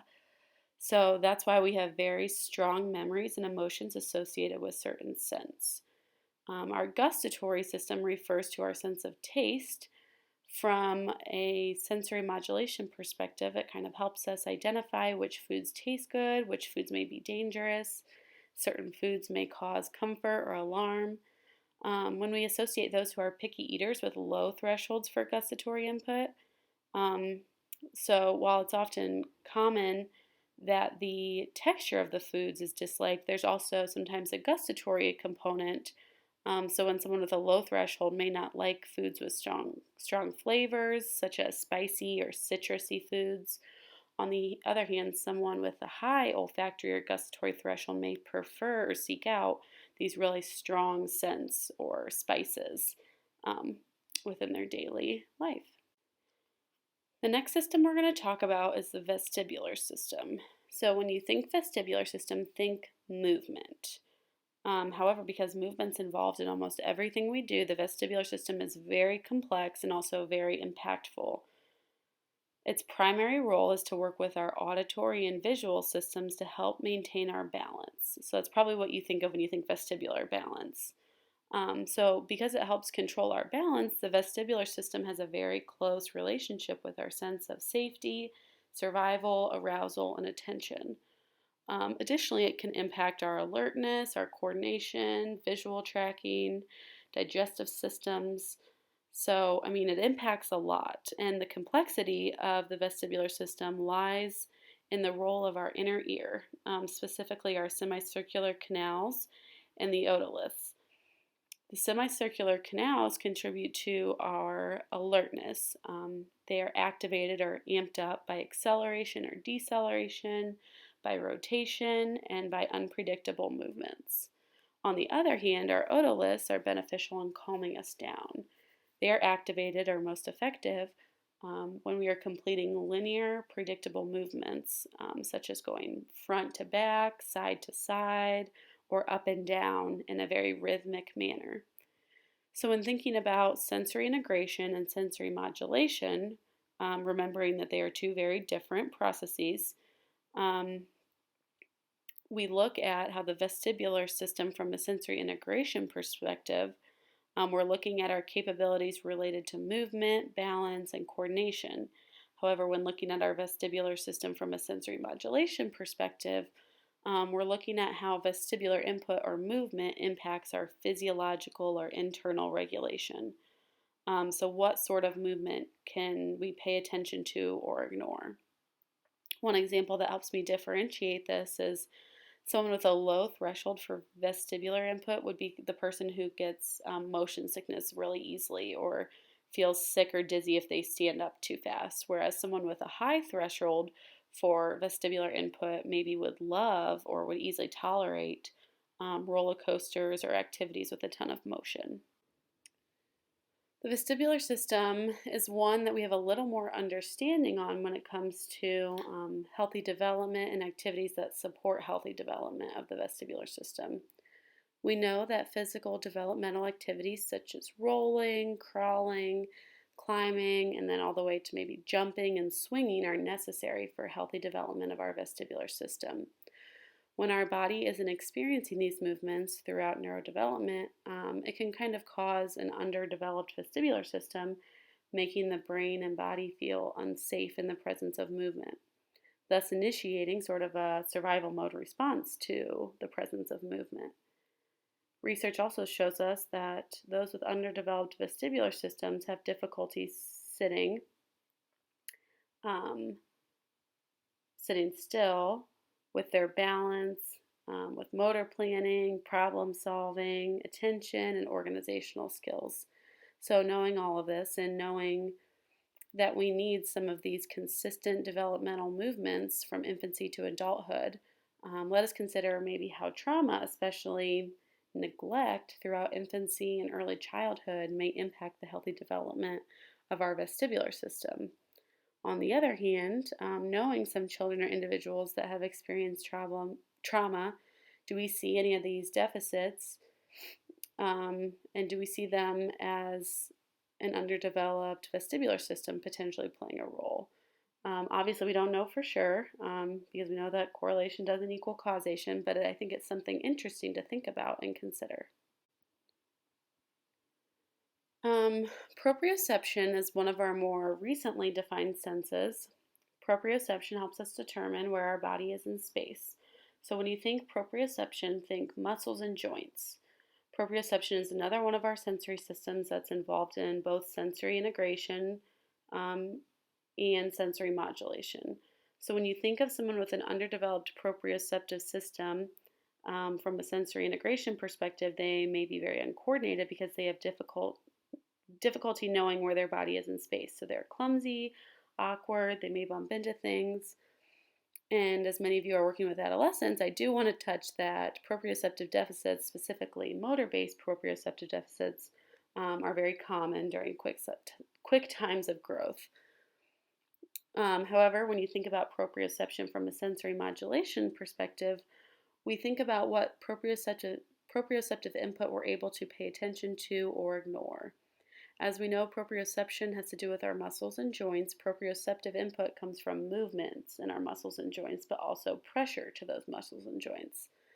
So as many of you probably heard before, proprioceptive input or deep pressure can help activate our parasympathetic nervous response and help calm us down. So someone with a high threshold for proprioceptive input may have difficulty noticing or ignoring when their muscles are tense, or vice versa. Providing proprioceptive input is very common, a very useful tool to help calm our nervous system. Thus, I want to kind of touch on some of the neuroscience behind proprioception and why and how it helps calm us. So proprioception occurs in our muscle bellies. When we think proprioceptive input and muscle contraction, it generally has to do with muscle flexion. So we squeeze our muscles together, sometimes without noticing, and attempt to calm ourselves or remain calm during times of stress. So think about a time when you're stressed and your shoulders are tense, you clench your jaw, or even in times of extreme distress when you maybe go into fetal position because you're squeezing or flexing your muscles together as much as physically possible. This is kind of our body's natural attempt to keep us calm or to engage or calm down that sympathetic nervous system.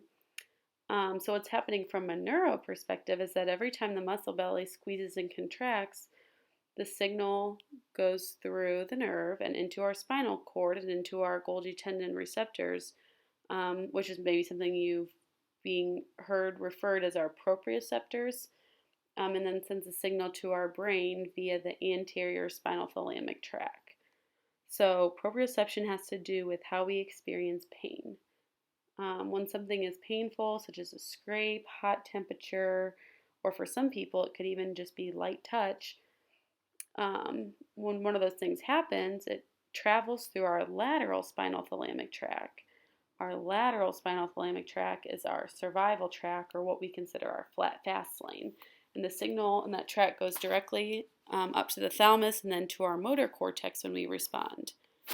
So think of a time you got a scrape or you slammed your finger in a door. You might not realize, but there's a very predictable reaction occurs. When a painful stimulus occurs, we first feel the pain from it, and then we instantly grab it and put our hand over it and apply pressure. This again is our body's natural way of using proprioceptive input to relieve pain and calm our nervous system. Proprioceptive input travels through then our anterior spinal thalamic tract, which we think of as the slow lane or more thoughtful lane. One way to show this is by pushing against a door frame with the back of your hands for about 30 seconds and then walking away. Your arms will naturally rise because the slower proprioceptive tract doesn't know it has stopped yet. So proprioceptive input can be very effective, and its impact can last up for hours. So that's why we often suggest proprioceptive strategies to help calm us in times of emotional or internal crisis. Much like our vestibular system, our proprioceptive development is prominent during infancy. Research shows us that trauma experienced during infancy and during crucial neurodevelopmental periods may have an impact on the development of our proprioceptive system. During infancy, our systems are not yet capable of providing our own proprioceptive input, which is why infants are often regulated or soothed by being held or swaddled, and become upset and dysregulated by being laid down or by their clothing being taken off, like during a diaper change. So in a healthy child-caregiver relationship, a small child gets hurt and then they run to their caregiver, who kind of scoops them up for a hug or to rub their injury to help calm them down during times of dysregulation. And then as we grow older, we learn through what we call regulation and dysregulation loops, meaning that because we have secure caregiver relationships and those tools to calm ourselves, we learn that a little bit of dysregulation or a little bit of maybe trauma is okay. So interoception is our eighth and final sensory system we're going to talk about. This is the newest and least well-known sensory system. Interoception describes our ability to identify internal physiological cues. So again, when thinking about sensory modulation, it's our nervous system's ability to notice internal cues and then further to give meaning to them. When we're able to notice an internal cue, such as heart racing, breathing faster, muscles tensing up, it helps give us meaning to what's happening around us and then taking action. If we aren't able to even notice those internal body signals, it can be very confusing and difficult to manage the way we are feeling. Understanding interoception and our ability to notice these internal cues can be very beneficial when trying to understand a child's behaviors or ability to self-regulate. Thus, we're going to kind of dive a little deeper here into interoception. Our interoceptive system helps us identify or notice those internal physiological cues such as hunger, fullness, body temperature, the need to use the restroom, nausea or constipation, pain, illness, sleepiness, heartbeat, need for breath, muscle tension, sexual arousal, physical exertion, sensory overload, and emotions. Our interoceptive system works together with our vestibular and proprioceptive systems to help us perceive what is going on both inside and outside of our bodies. Specifically, when looking at interoception from a neuroscience perspective, it occurs within the insula in our brain. The insula is a very small region in our brain that is sort of our receiving zone that reads and identifies what the body's physiological state is and helps us generate and connect its subjective feelings. So 2 words to pick out of that are identifies and connects. So it identifies the body signal and it connects it to meaning. The dorsal posterior area of the insula is the noticing portion and responsible for noticing visceral sensations such as pain, hunger, or heart rate. And the right anterior portion of the insula is the connecting to meaning portion, contributing to our subjective feelings of emotional awareness regarding these sensations. So, in looking at interoception and our sensory modulation styles, someone with a low interoceptive threshold may experience internal body signals as too big or too overpowering. They may notice hunger sooner or more intensely than others do. They may feel pain more acutely or for longer periods of time. On the other hand, someone with a high interoceptive threshold may not notice the physiological signals at all. Their body signal may seem muted, and they may not be able to notice the signals until they are really intense and then to the point where they're unbearable. When it comes to experiencing pain, they may not notice pain at all unless it's extreme, and then instead of being able to manage it, the body would just instantly go into crisis mode. So remember a couple slides ago I mentioned that interoception impacts not only how we notice these internal signals, but also how we connect or give meaning to them, thus impacting our emotions. So research shows us that our ability to identify physical sensation directly relates to how we identify and regulate our emotional states. Interoception helps us feel the emotions such as relaxation, anger, sexual arousal, sadness, frustration. Imagine A, not being able to feel them when these things are happening in our body from a physiological perspective, and then B, not even being able to recognize the feeling associated with it. It would be very confusing and difficult to manage difficult circumstances in our lives. Or on the other hand, imagine feeling these things so intensely on a baseline level and then something traumatic happening and being expected for you to manage it on your own. And then finally, our interoceptive abilities related to our emotions can then impact our self-regulation, our self-awareness, our social skills, and our overall social participation. This whole ripple effect, starting with our ability to even notice what's happening within our bodies, begins with our neurological threshold for interoceptive input. So if you're interested in interoception and learning about it, I would suggest looking up Kelly Mahaler. She's an occupational therapist that specializes in interoception specifically, and she has some great resources to help individuals improve their interoceptive awareness. In one of her presentations, she used a graphic very similar to this one to describe what happens during a moment of crisis and how emotional regulation plays a role, stemming all the way back to our interoceptive awareness.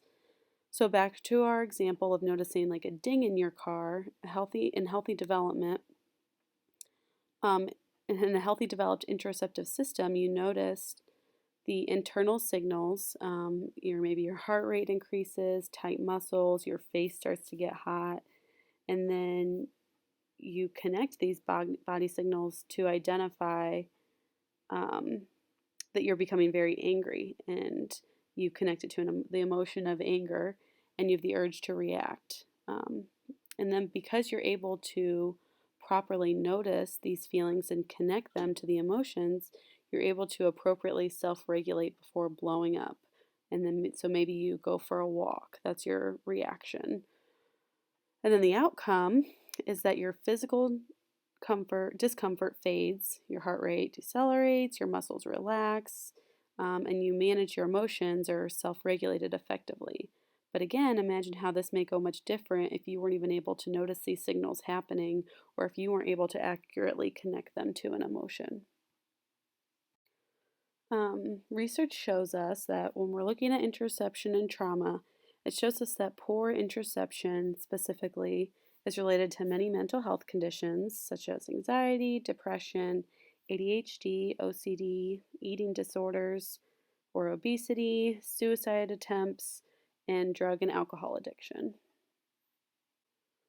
So as I previously mentioned, Dr. Scott was initially going to present on Bruce Perry's model and NMT and the portions of it that may impact sensory processing or sensory modulation. So while I'm not going to attempt to do this because I'm in no way an expert or qualified to discuss NMT concepts, I am going to describe what's happening in the brain when we receive sensory input and how our sensory modulation style may potentially look within an NMT chart. So, what's happening in the brain when we receive sensory input? While each of our sensory systems are unique and involve different types of neuroreceptors and neural pathways, we know that once they reach the brain, a rather predictable path is taken. So, what's the first thing that happens? Our body is introduced to the stimuli. It then converts that stimuli into an impulse through the process of transduction. It then conducts that impulse to our central nervous system through the process of transformation. The signal then comes up through the brainstem. It travels through the thalamus, again, with the exception of olfactory input. The thalamus is a crucial part of our sensory modulation system because this is where it's determined if the stimulus is important or not, or threatening or not. The stimulus then travels through our amygdala, where an emotional response to the stimulus occurs, and then finally it reaches our cortex, where the cerebral or behavioral response occurs. So, much like NMT, we understand our processes of sensory modulation as the integration of multiple sensory systems to kind of form that higher order schema. So, starting in the brainstem to the thalamus, where the physiological response occurs, and then to our limbic system, where the physiological response is connected to an emotion, and then to our cortex, where our cerebral response occurs, impacting how we respond. So here's a copy of the NMT brain map. When looking at the brain map, there are specific portions that do relate to occupational therapy scope of practice and broadly of sensory systems. However, going back to the difference between sensory integration, or our motor-based deficits, and sensory modulation, and knowing they are different systems, we need to be able to see the processes within the brain map separately. So I want to emphasize that the highlighting on this chart is no way evidence-based, but rather me kind of highlighting and separating into two different categories the processes just from my own conceptual understanding. So what's highlighted in green would generally be related to our ability to recognize or ignore sensory input with sensory modulation, while what's highlighted in yellow would generally be related to our motor skills and motor planning within the sensory integration concepts. Next, we're going to discuss some assessment tools or kind of screening tools that you could use to help determine if sensory modulation may be the source of some of the behaviors that you're observing. Because most of the good standardized assessments required to be completed and scored by a licensed occupational therapist, these tools that I'm providing you are kind of short tools that are more of short screeners. So if you feel a child's sensory modulation style is having a significant impact on their behaviors, it would obviously be best to seek a formal referral and evaluation from an occupational therapist that specializes in sensory modulation. The first assessment is called the Motivation Assessment Scale, or the MAS. This is a very basic, simple tool to determine the motivation behind certain behaviors. The scale seeks to determine if behaviors are seeking to achieve 4 different categories, including if they're seeking to achieve sensory needs, escape, attention, or tangible needs. Some of the pros of this one are that it's not profession specific and requires no certification to complete. It's very good to use when specific behaviors are present, and it can kind of help divvy out or highlight the driving source behind a behavior. However, some of the cons are that it is, when it comes to sensory processing, I don't think it's very good at highlighting specific sensory needs related to their sensory style.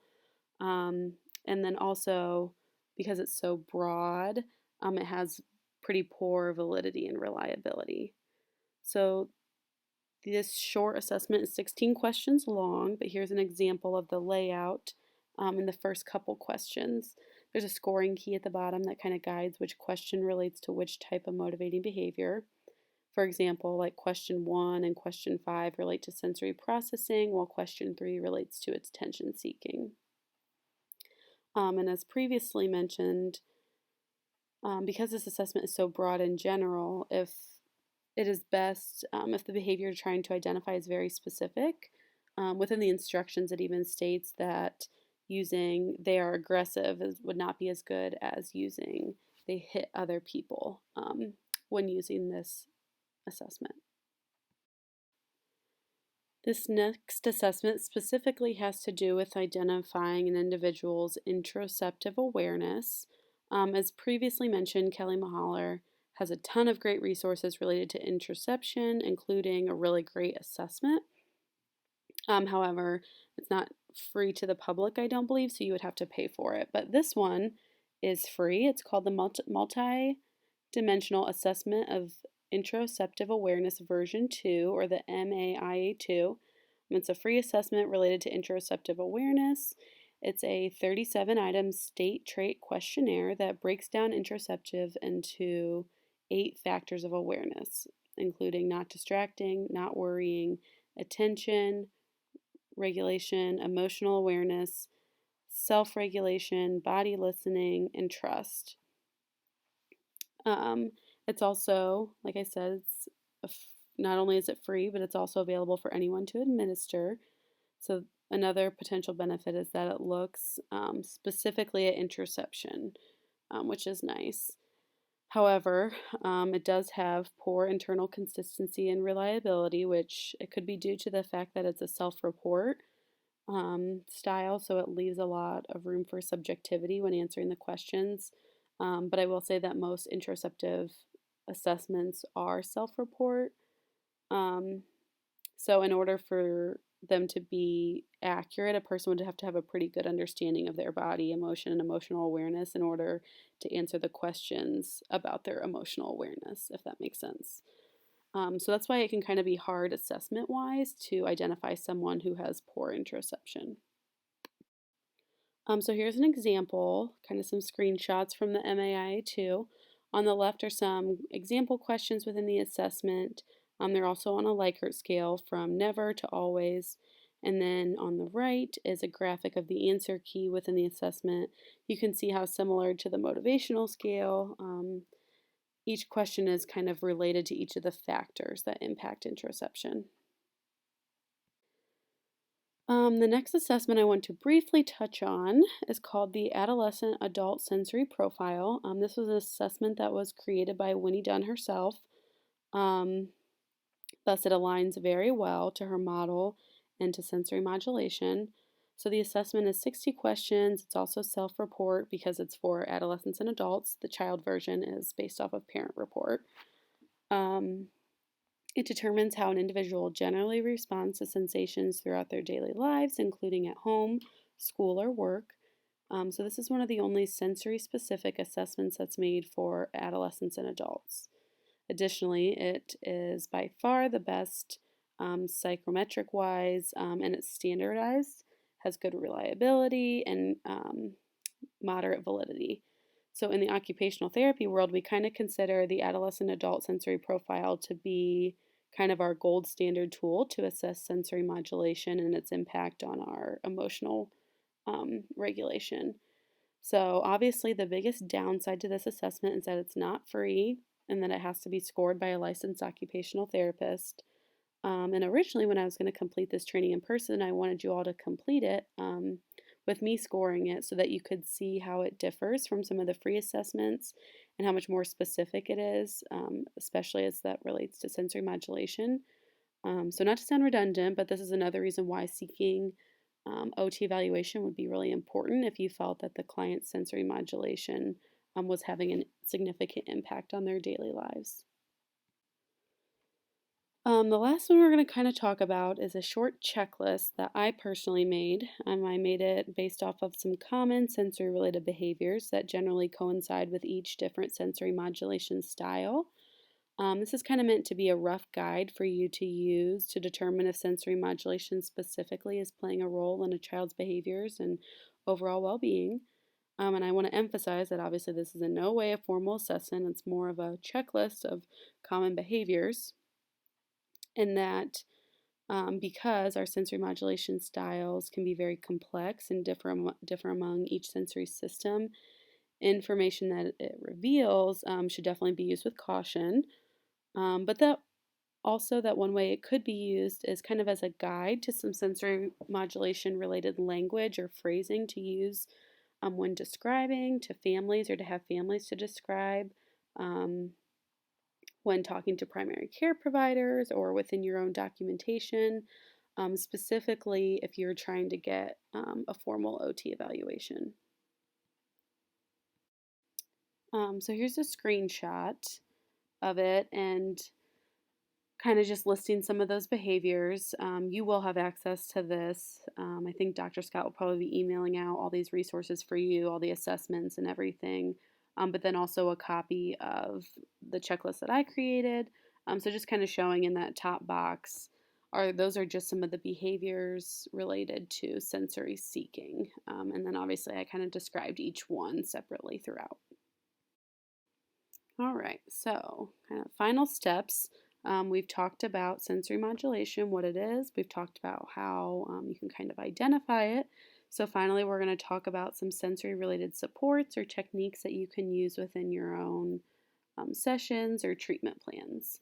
So the intervention techniques I provide are going to be what we refer to as may help, won't hurt strategies. So these are sensory related supports that when used appropriately will not cause any harm but may help.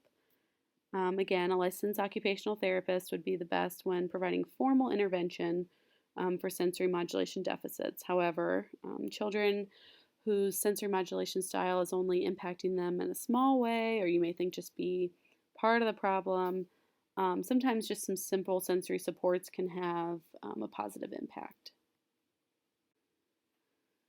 So I know one of the most frustrating parts about these trainings is that presenters often give you all the theory and the explanation behind the topic, but leave you wondering what to do with it.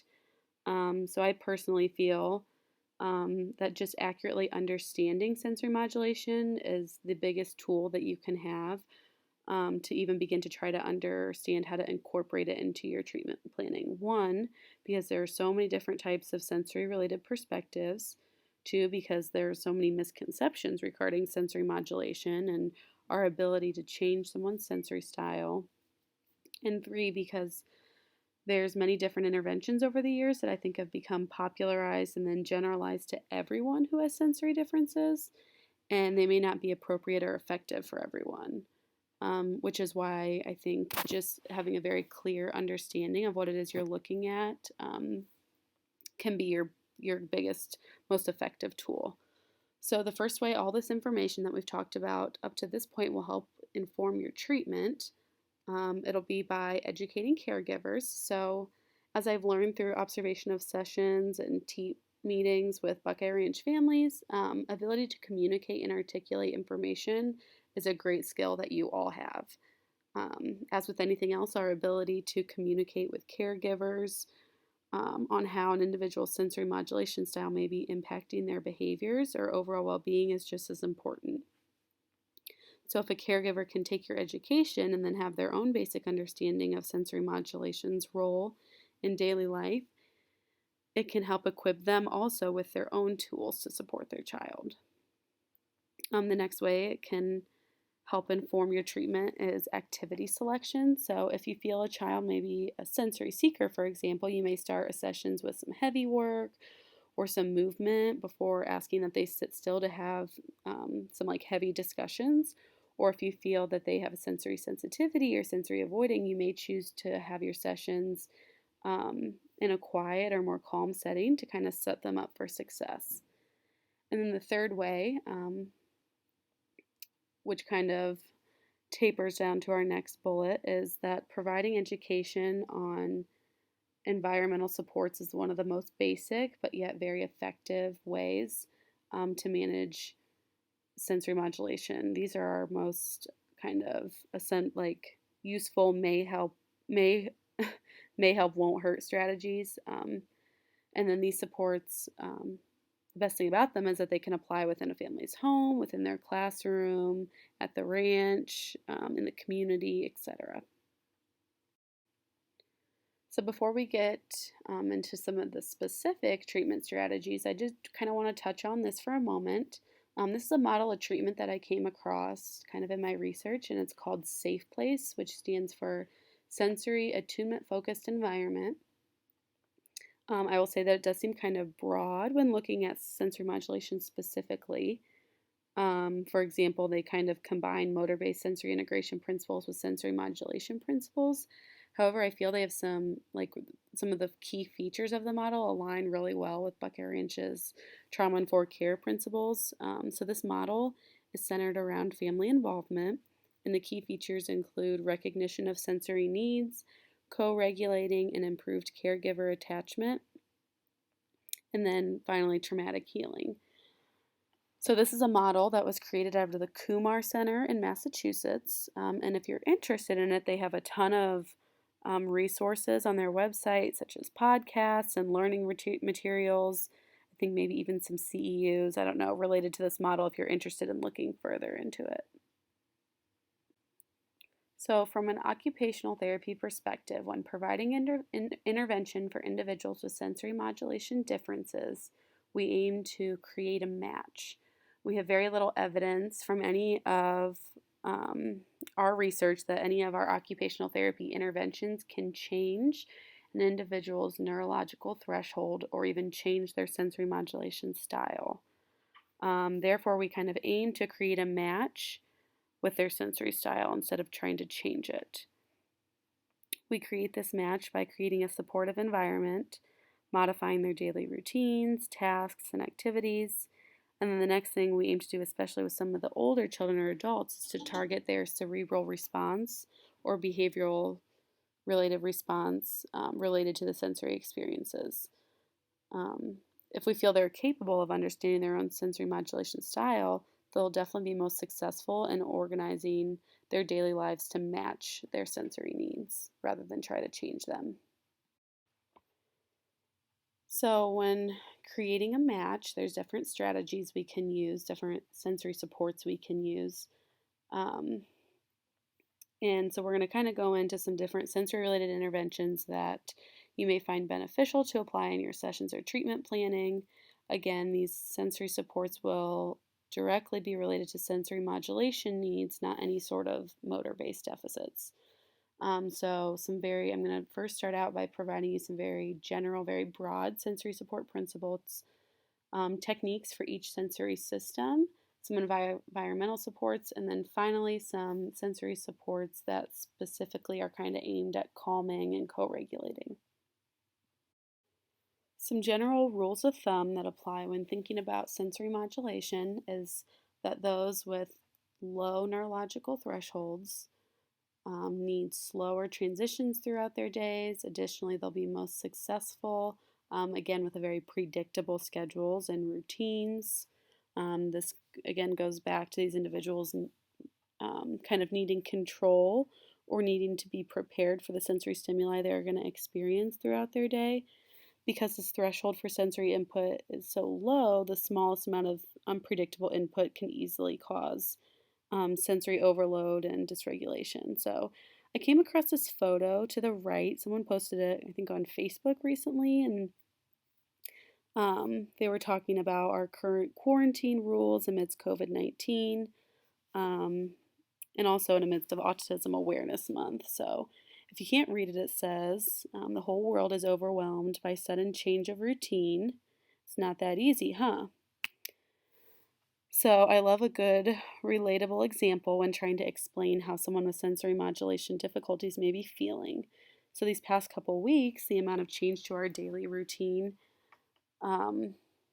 has been a lot, and it's been difficult for a lot of us. And I can personally admit that at times it's been very internally dysregulating, causing my own physiological responses and issues.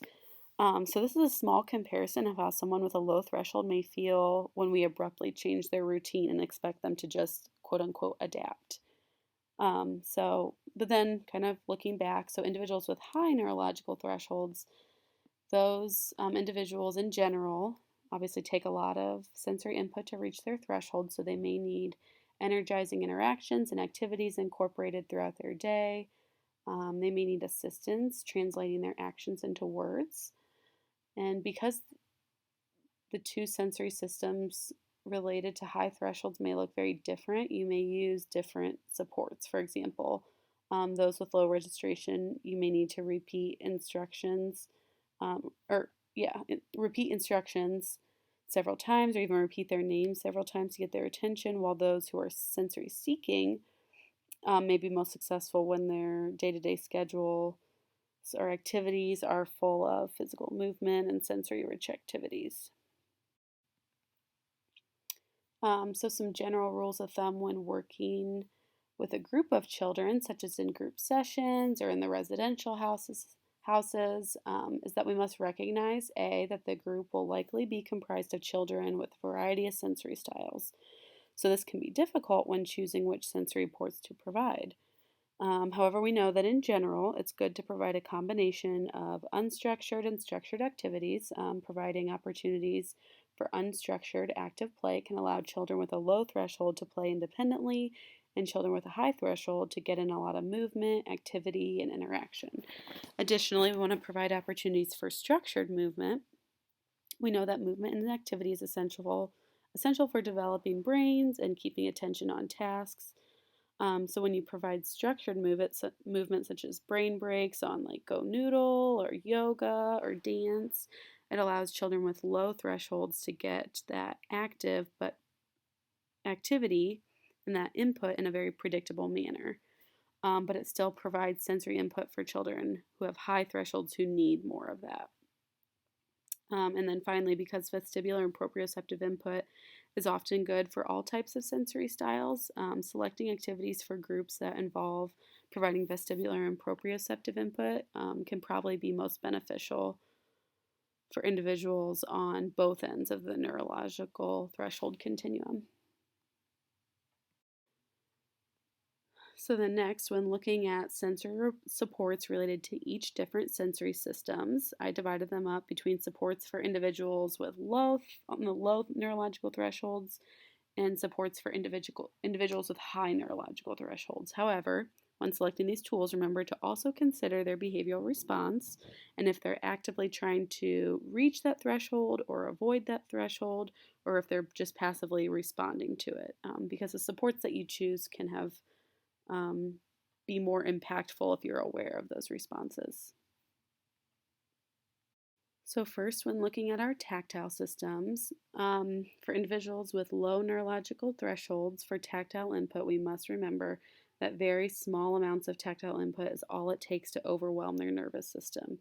So think about how much tactile input our body receives throughout the day, just in general, whether it be the morning shower, the clothes we wear all day, a handshake, a hug, a pat on the back, the surfaces we're sitting on, the things we're holding in our hands, etc.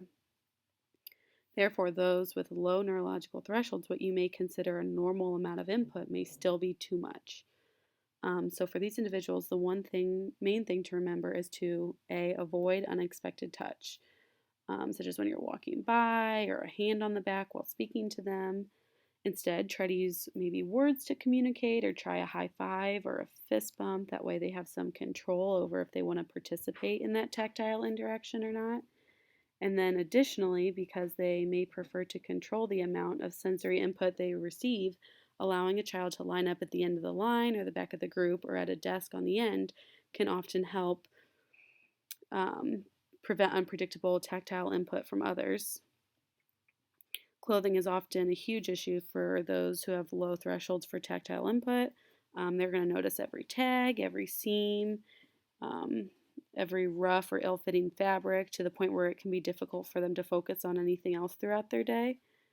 So purchasing clothing with soft fabric, elastic waistbands, no seams, and removing tags can often make a huge difference.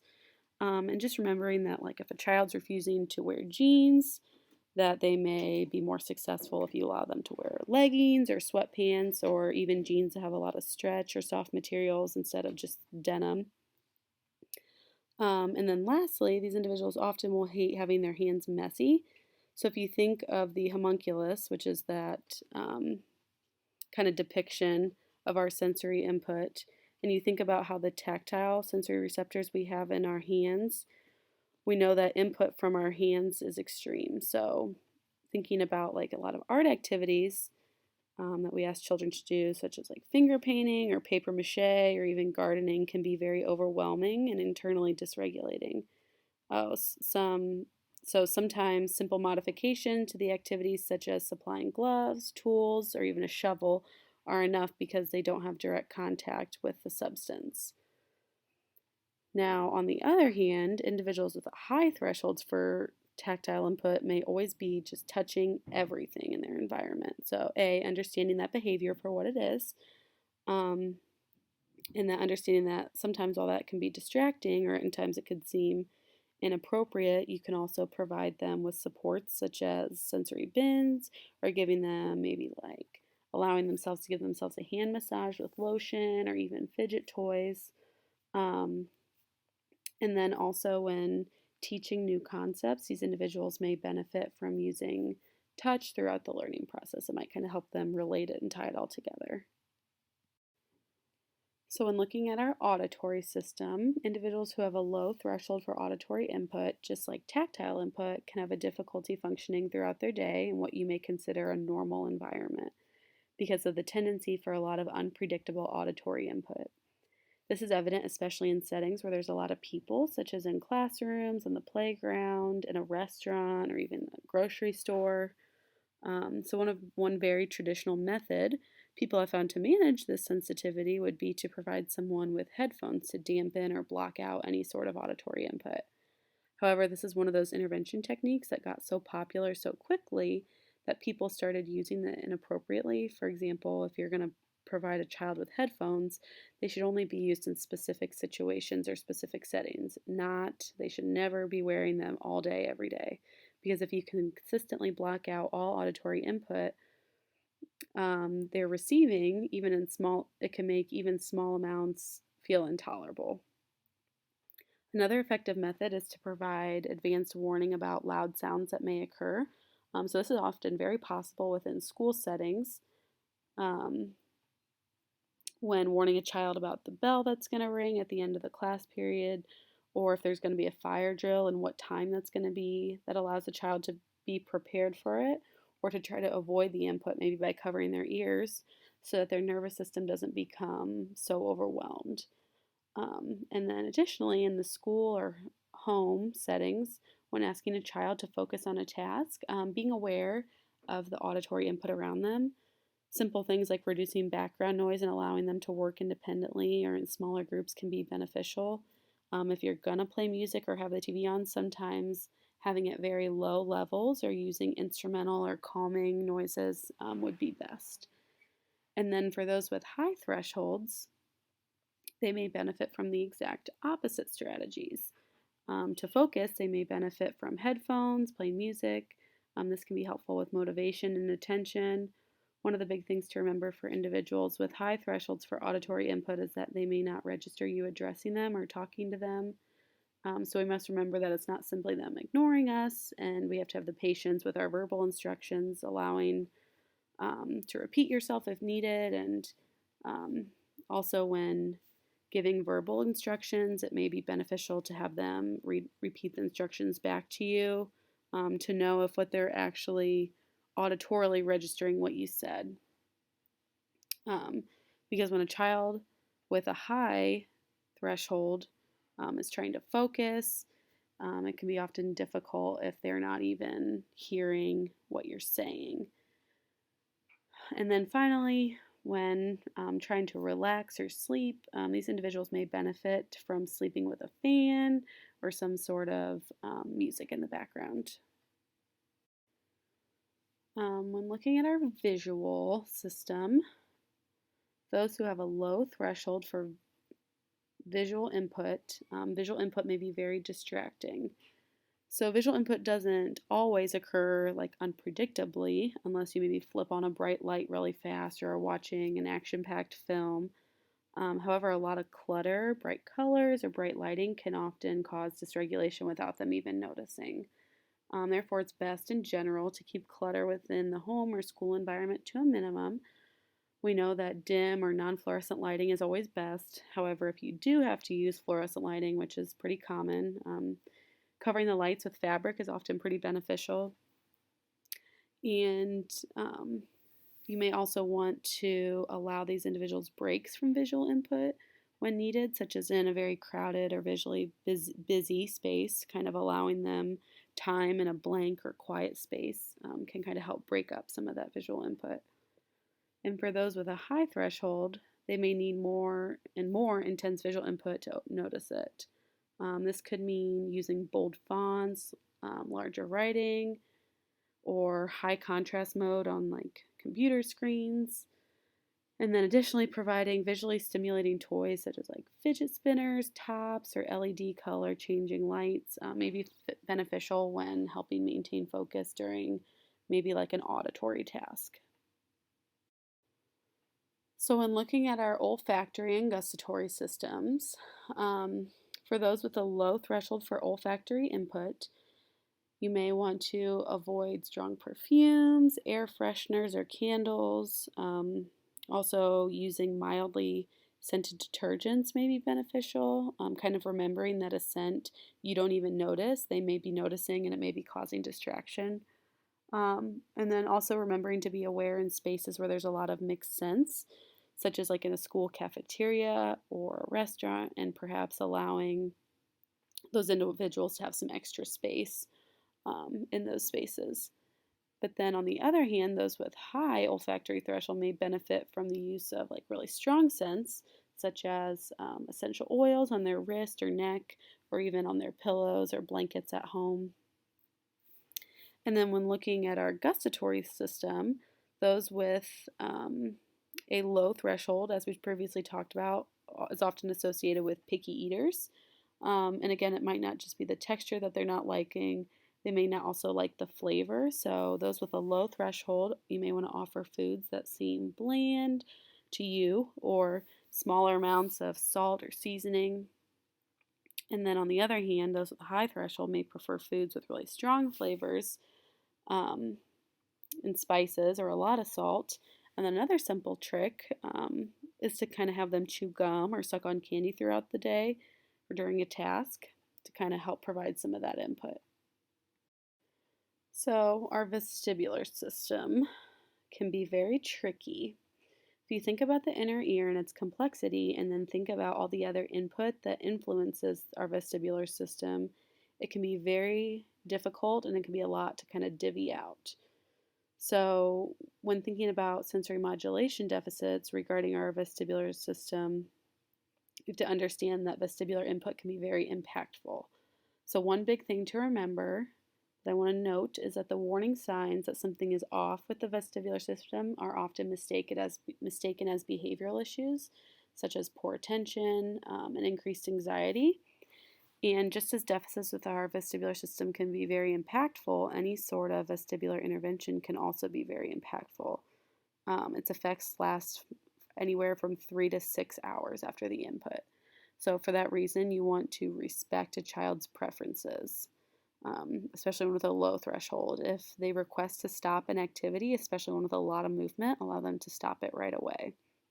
Because, again, an overwhelmed vestibular system and its effects can last up to 3 hours after that. So, one thing to note is that in general, vestibular input is either calming or alerting. So for those with low thresholds, providing vestibular input is generally most needed for calming. And calming vestibular input involves that gentle, linear, rhythmic movements such as rocking, bouncing, etc. For an individual with a high threshold for vestibular input, they may benefit from what we consider alerting input, such as a lot of movement or hanging upside down, jumping, swinging, and sports. One other thing I do want to note, and I want to emphasize, is that spinning is an activity that has been suggested, especially for like sensory seekers. It can also be a calming strategy for them to help. It helps provide input, and like I said, at times it can calm them. However, spinning is definitely like hands down the most vestibular sensory experience that we can provide, and its effects last up to 6 hours.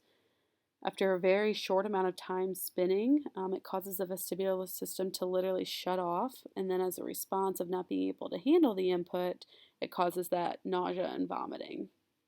And if this was too much input, it can cause a meltdown because their vestibular system is just off. So there's a lot of conflicting research on spinning, and personally, I feel like as a clinician, I would avoid suggesting spinning as a vestibular strategy, but rather allow it to be more of a self-directed by the child. Um, if it's something they prefer, kind of using on their own as a calming strategy. Similar to our vestibular system, proprioceptive input can also be calming or alerting. Deciding on which type of proprioceptive input to provide depends on the child's current state.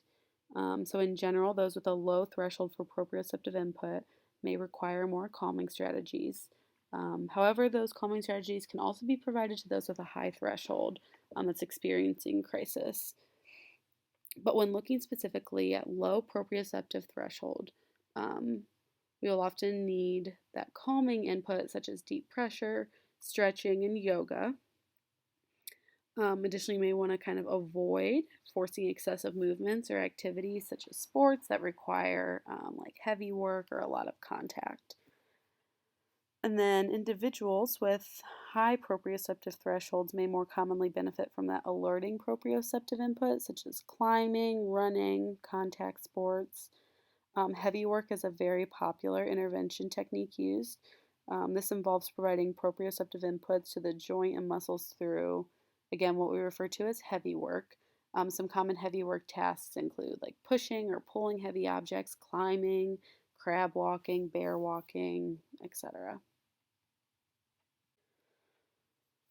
And then looking at interoception, interoception can look very different when looking at different neurological thresholds. For example, we know that individuals with low neurological thresholds are very attuned and are able to pay attention to very small physiological cues internally.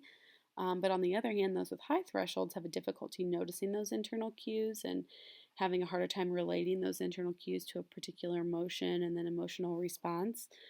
Therefore, when talking about interoceptive process as a whole, we refer to it as our interoceptive awareness. So, in order to facilitate self regulation and healthy emotional responses, our interventions will seek to improve generally our interoceptive awareness. Again, we have no evidence that we can change our threshold for noticing those internal cues, but we can provide strategies to improve our interoceptive awareness process as a whole. Some interventions that focus on providing interoceptive awareness are resources, again, created by Kelly Mahler. They are also included in the document packets you should receive. The first we're going to talk about is the body emotion action chart. This is a very kind of simple table that's a brainstorming tool for children to use when they are not in or before they're in internal crisis. The middle emotion, such as like the sad or angry category, is already filled out, and the child is challenged to think about what they might feel inside their body when they're sad, and then the urge to react with a certain action, emotion when they're sad, kind of on the other end. Body checks involve moments of mindfulness. There are resources easily online. A lot of it has to do with like you kind of cut out a body and little Velcro stickers such as hot or tightness, but basically, but what body checks are checking in on how your hands feel, how your heart feels, how your breathing feels, etc. Just kind of taking a step back and trying to be mindful, if at all possible, of those internal cues. Body checks can be used in preparation for moments of crisis or in moments of crisis, but they'll be most effective if they're practiced ahead of time. How does your engine run is a very basic tool often used with younger children that helps them describe how they're feeling internally, especially related to the amount of energy that they have. And then finally, one I think very beneficial technique I have seen is using a heart rate pulse oximeter to help individuals notice how it may feel to have an increased heart rate or rapid breathing with a visual support. So, for example, you could have someone do a bunch of jumping jacks or run and then throw that pulse ox on and show them how their heart rate's elevated, have them talk about how it feels, and then doing some breathing techniques to slow their heart rate with that visual support kind of on their finger, showing how it feels to have your heart rate up, how it feels to do the breathing, how it feels to feel your heart rate come back down. Next, we're going to talk about some environmental supports for sensory modulation. A key thing I've definitely previously emphasized is that which is especially true for environmental supports, is that it's all about creating a match. We aren't trying to change someone's sensory style, but we want to create environments that support their sensory style. While you may not be able to do that in every single environment they come across, modifying their primary environment, such as home, school, or work, can have a positive impact. So I want to start by looking at this photo. Um, Obviously, clutter and disorganization is never really ideal. However, I wanted you to look at this photo and consider how it may have a different impact for individuals of each sensory style. So, for example, consider if they would be successful in this environment. Someone who has a high threshold for visual, tactile, or proprioceptive input, it may not be difficult for them at all. They might even like it. However, for someone with a low threshold, this might be extremely overwhelming. And then imagine asking them to focus on their homework or on a one-on-one conversation when they're in this really distracting environment. So when looking at environmental supports, there's some very general supports related to our sensory modulation. These are especially relevant when thinking about creating an environment for like groups or individuals who have a variety of sensory modulation styles. These are some general rules of thumb that we suggest. So use natural and incandescent lighting when possible and minimize fluorescent lighting when possible. Walls should have a balance of quiet space with visual stimuli kind of varied throughout. It should be well organized. And as a leader or someone who has control over the environment, it's important to be aware of nearby environmental sounds or smells and to control for them or accommodate for them when possible. For individuals with a low threshold, you may want to reduce noise or visual input. When you do introduce input, because sometimes it's inevitable, do it gradually. So, for example, don't just flick on all the overhead lights all at once. Maybe just start with a lamp or one side of the room. You want to provide spaces for like individual space. This is what we refer to as a time in space, which are often quiet, generally smaller spaces a child can go to reset. And then providing rocking chairs or headphones within an environment may be helpful additions. For those with a high threshold, you still want to create an environment that is structured, respectful, regulated, and soothing. However, because they have a high threshold for input, they may prefer interacting with peers. Therefore, you should provide opportunities and spaces for group activities. Also, these individuals may benefit from alternative seating, such as like the exercise balls, wobbly seats, rocking chairs, or surfaces with a variety of textures or firmness. Finally, we're going to talk about some general calming strategies that involve engaging our sensory systems. As many of your clients often need assistance with their self-regulation skills, I think these are some of the interventions you may find most useful and applicable. Again, having an understanding of someone's threshold for sensory input is essential when introducing a sensory support. So, for example, someone with low threshold may only need small amounts of input to help calm their overwhelmed nervous system, while those with a high threshold may need more input. Some of our most common basic calming strategies to help an overwhelmed nervous system include deep breathing, a warm shower or bath, soft or dim lighting, soft or low calming music, leisure walks, and soft like materials or textures. When looking at which sorts of specific sensory input to introduce to facilitate self-regulation and calming, we look primarily at our proprioceptive, vestibular, and interoceptive systems. These three systems are most effective because they have a direct impact on our stress response system. So, proprioceptive input is definitely the most popular and what some may consider um, the most beneficial sensory system to engage in times of internal stress and crisis.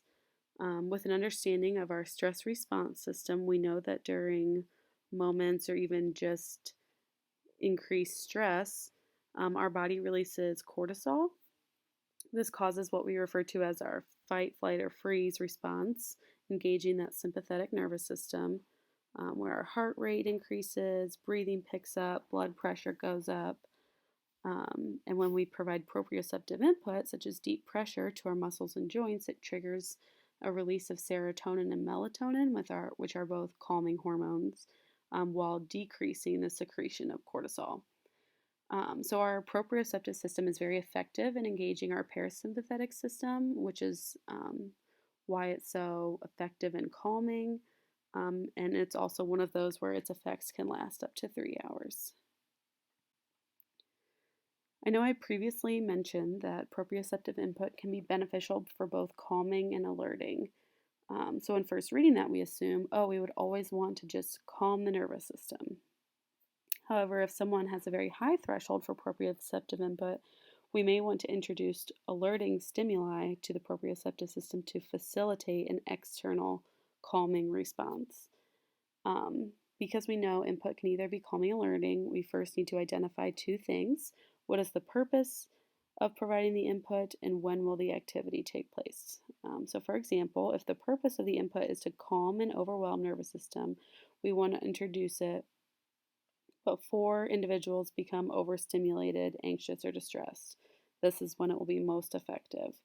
But if we're looking to provide a learning input, we need to determine which times a day the child is disengaged or seeking input. Sometimes this involves providing proprioceptive input right before the child has to go to school, to a doctor's appointment, recess, back home, etc. This is what's often referred to as a sensory diet, when you pick certain times a day to provide that input. However, we know that's not always possible to predict when dysregulation is going to occur. So in those cases, we want to try to equip the child to use proprioceptive input during times of crisis, which is why we need to make sure that if we do, it's an activity that they are personally familiar with and have practiced before and can kind of self-direct. Some very popular and very effective proprioceptive calming strategies include weighted blankets, the use of lycra, which is a very stretchy, elastic type of fabric an individual can kind of wrap themselves up in. Lycra is also referred to as a body sock. You might have heard of it before. But if you don't have access to either of these, sometimes just wrapping up tightly in a blanket or quilt can provide the same sort of overall sense or proprioceptive input. And have the same effects. Those first three strategies are great because they can be self-directed by an individual, and they can be great strategies to have in their toolbox of calming or regulating strategies. Additionally, providing deep pressure via a massage or even just a really tight hug from someone can be helpful. Obviously, this would only be effective if it could occur like in an appropriate or self-directed manner. Some other effective proprioceptive supports involve activities such as heavy work, like I previously described, such as climbing, running, yoga, swimming. Our vestibular system is another very effective system to engage to help with calming and self-regulating. Similar to our proprioceptive system, we must first consider an individual's threshold for vestibular input before introducing the stimuli. However, I kind of talked about this before, but as a general rule of thumb, providing rhythmic activities that involve linear movements are going to be most effective in calming because they involve those otoliths within our inner ear, which we know help calm our vestibular system. Some very useful specific vestibular supports that involve rhythmic and linear movements include rocking, bouncing, swinging, swaying to music. This could occur in a variety of settings with a variety of mediums, such as on a chair or a yoga ball, hammock, swing, teeter totter, etc. I know I already talked about spinning and how it can be beneficial, but also very intense sensory experience that could have an extreme negative impact on behavior if used incorrectly, which is why, again, I want to emphasize not to introduce this type of input yourself, but to be aware of it because some kids kind of initiate spinning on their own to try to calm themselves down. And if that's the case, I wouldn't try to like stop it or take it away because it may be an effective strategy for them. So, finally, targeting our interoceptive system for calming can also be beneficial. However, you're not necessarily it's not like the other systems where you're trying to provide interoceptive input. It's going to be focused at trying to improve our interoceptive awareness. And that again has to do with recognizing our internal body cues and connecting those cues to a particular emotion so we know how to respond. Um, However, again, we have to be able to know exactly how we feel both internally and emotionally in order to manage it effectively. So, back to some of our effective strategies that could help utilize our interoceptive awareness to calm an overwhelmed nervous system would be the body emotion action chart, body checks, and deep breathing.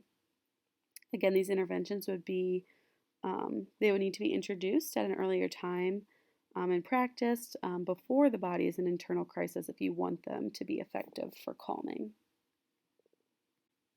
Okay, so we've talked about kind of all three concepts here. We've talked about the theory behind sensory modulation, we talked about how to identify it, we talked about some appropriate supports that could be used when deficits are present. So I kind of want to tie all three together and talk through a case study.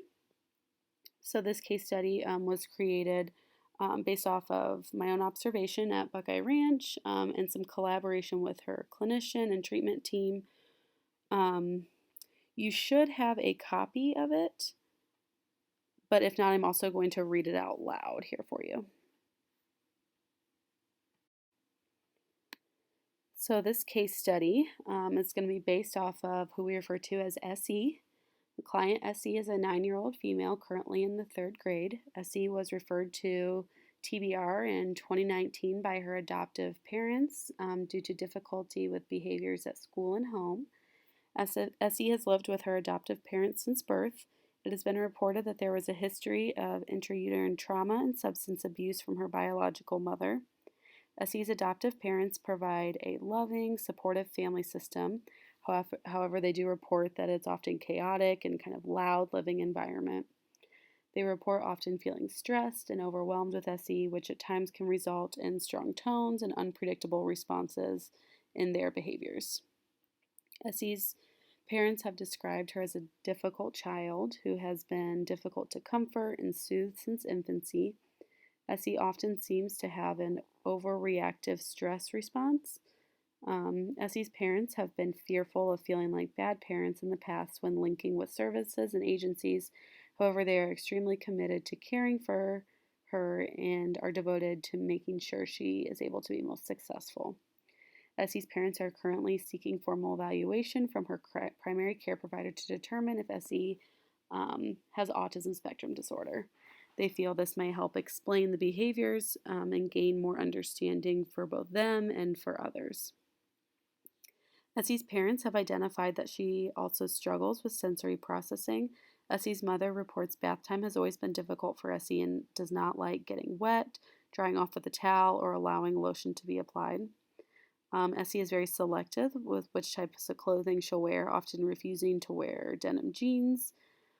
Essie's parents have previously attempted many interventions to try to help manage her sensory processing difficulties, such as introduction of a sensory table with many different mediums like sand, water, slime, kind of wet cornmeal, etc.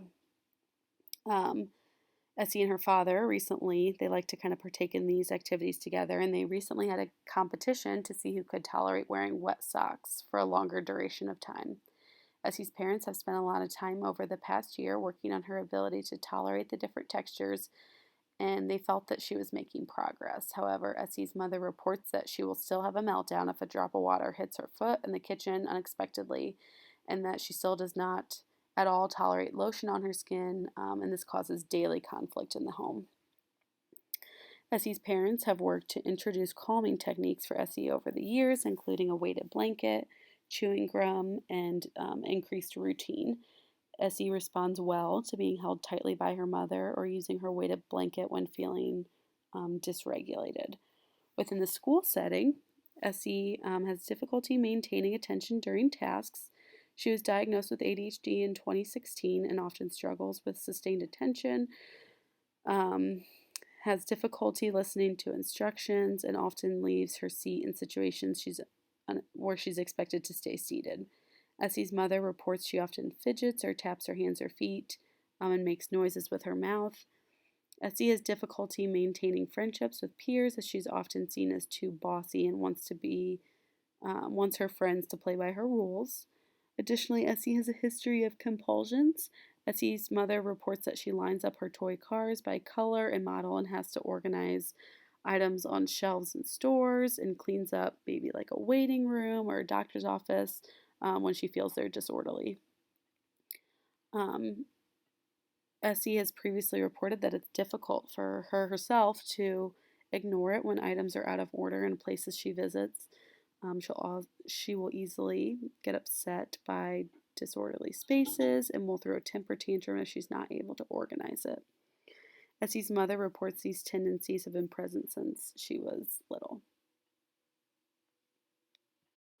Okay, so here are some follow-up questions that I'd like you to pause, kind of reflect upon on your own, and then restart the video again, and I will talk through some of the answers. So the first question would be, according to the behaviors described, what sensory modulation style do you think Essie most likely aligns within?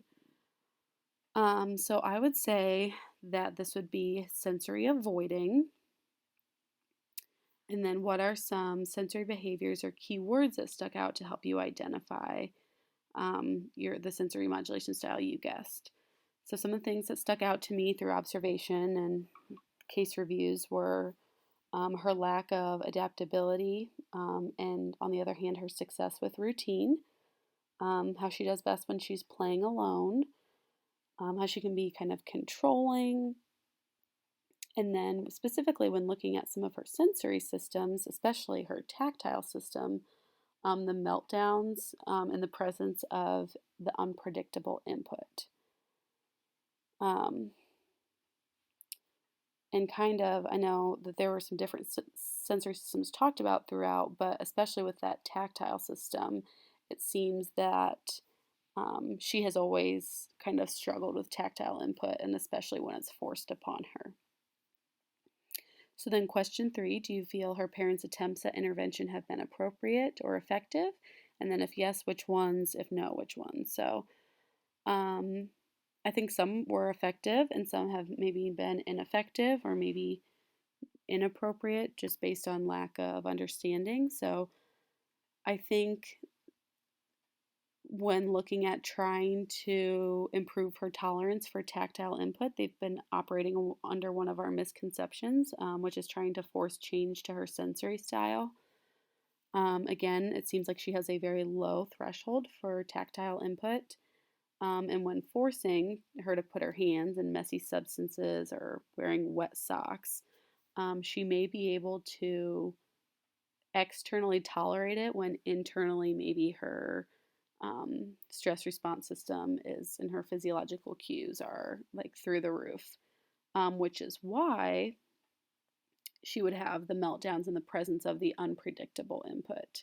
Why, after all this time, after all these interventions, that a drop of water on her foot can still elicit the same type of response as it always has. However, I do feel some of the appropriate techniques or interventions that they've introduced are some of the use of their calming strategies, especially the proprioceptive ones. With her weighted blanket and tight hugs, it seems like they've already tried to introduce that predictable routines. I think that would be very effective if those all continued in the future. And then What do you think, question 4, what do you think should be emphasized when providing education to parents?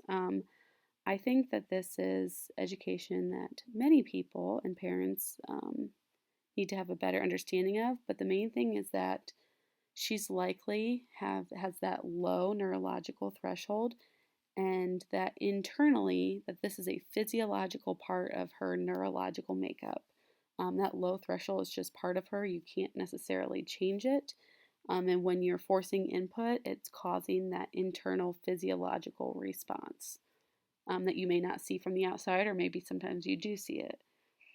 And then finally, when you're forcing input, because that sensory experience is attached to emotional responses and memories in our amygdala and limbic system, it can be harmful and it can cause negative associations. And then when it occurs, that sensory input occurs in the future, it can cause an even greater deal of internal responses and external meltdowns. And then finally, our fifth question, what sensory related supports do you think would be most appropriated for SE? So when looking at environmental supports, since we feel she in general has that low threshold for sensory avoiding, I think she would benefit from decluttering, from soft lighting, from very predictable environmental input, especially auditorily. So maybe, I know it can be difficult, but reducing the amount of times where like of outbursts and yelling, maybe not even at her, but just to each other within the environment, or a loud TV, a door slamming, etc. Then when activities are routine, again, providing very predictable routines within both at home and in school, I think have been and will continue to be very effective. And then when looking at calming strategies, I think a lot of more of the same, providing weighted blankets, deep pressure hugs, because she is so close with her adoptive parents, rocking. I think that these are strategies that they're already using, but if they were to introduce them maybe more regularly, or if they were strategic in the time where they introduce them, such as maybe before a stressful experience or right after a stressful experience, they may see even greater impact. So I know I've talked a lot throughout this presentation about how if you feel an individual's sensory modulation style or deficits are the primary factor behind their behaviors, that it would be best to seek a formal OT evaluation and intervention. However, the next question would be, I assume, as their clinician, would be, how do I do that? Or how do I encourage their family to get a referral? So there are several different potential avenues to take. The first thing to know is that an occupational therapy evaluation or referral must come from either the individual's primary care provider or a teacher at school. For a teacher at school, it would have to be specifically related to their performance in school. So a lot of times the primary care provider is best.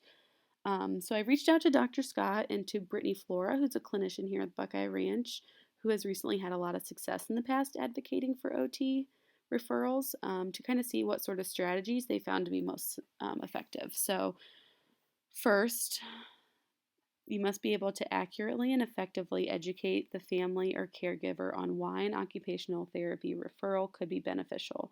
So this goes back to describing that it may not be because describing to the family that it may not be because the child needs help with their dexterity or coordination, but clearly articulating to them what sensory modulation is, how it may be presenting, and how it may be impacting their child's behaviors or overall daily functioning. The next step is to determine if the family or caregiver prefers to contact the PCP themselves or if they want your assistance. Your involvement may be beneficial for many reasons, but especially if the parents don't feel confident in their ability to explain the need for OT or to advocate. In this case, you would need to get an ROI signed. Sometimes just getting the right person, such as the PCP on the phone, is the most difficult part. However, Brittany described that persistence, positive communication, and tenacity are often very effective tools. Another option that avoids phone tag is to just go to the PCP appointment with the family. Once you're able to communicate, or the caregiver is able to communicate with the PCP, you may want to make sure that you're describing the sensory related behaviors that you have observed and emphasize how they're impacting the child's daily functioning. This is where that checklist that I made may be beneficial because it provides observable behaviors with sensory modulation language. It can be as simple as giving the checklist to the parents with behaviors that you or the teachers have observed highlighted, um, etc. And then finally, another piece of advice Brittany suggested is that once the family gets a referral for formal OT evaluation, that you go along with the family to the appointment if possible. This is often beneficial because many OT assessments and forms completed during an initial evaluation, especially for those younger children, involve parent interview, parent observation, etc. This can be very overwhelming for parents. Also, there may be some sensory related behaviors that you have observed, or their teachers in school have observed, that the parents may not have observed. So, again, because sensory modulation can be a difficult concept to understand, having someone present during the assessment who understands not only sensory modulation but sensory related behaviors can be beneficial. So, that's all I have for you guys. I want to thank you for your patience with this presentation being done virtually. I know it's probably not as entertaining, but um, hopefully still beneficial. If you have any questions, please feel free to reach out to me. Dr. Scott has my contact information, and I hope that you can find this information useful with all your clients, families, in your treatment planning. So thank you.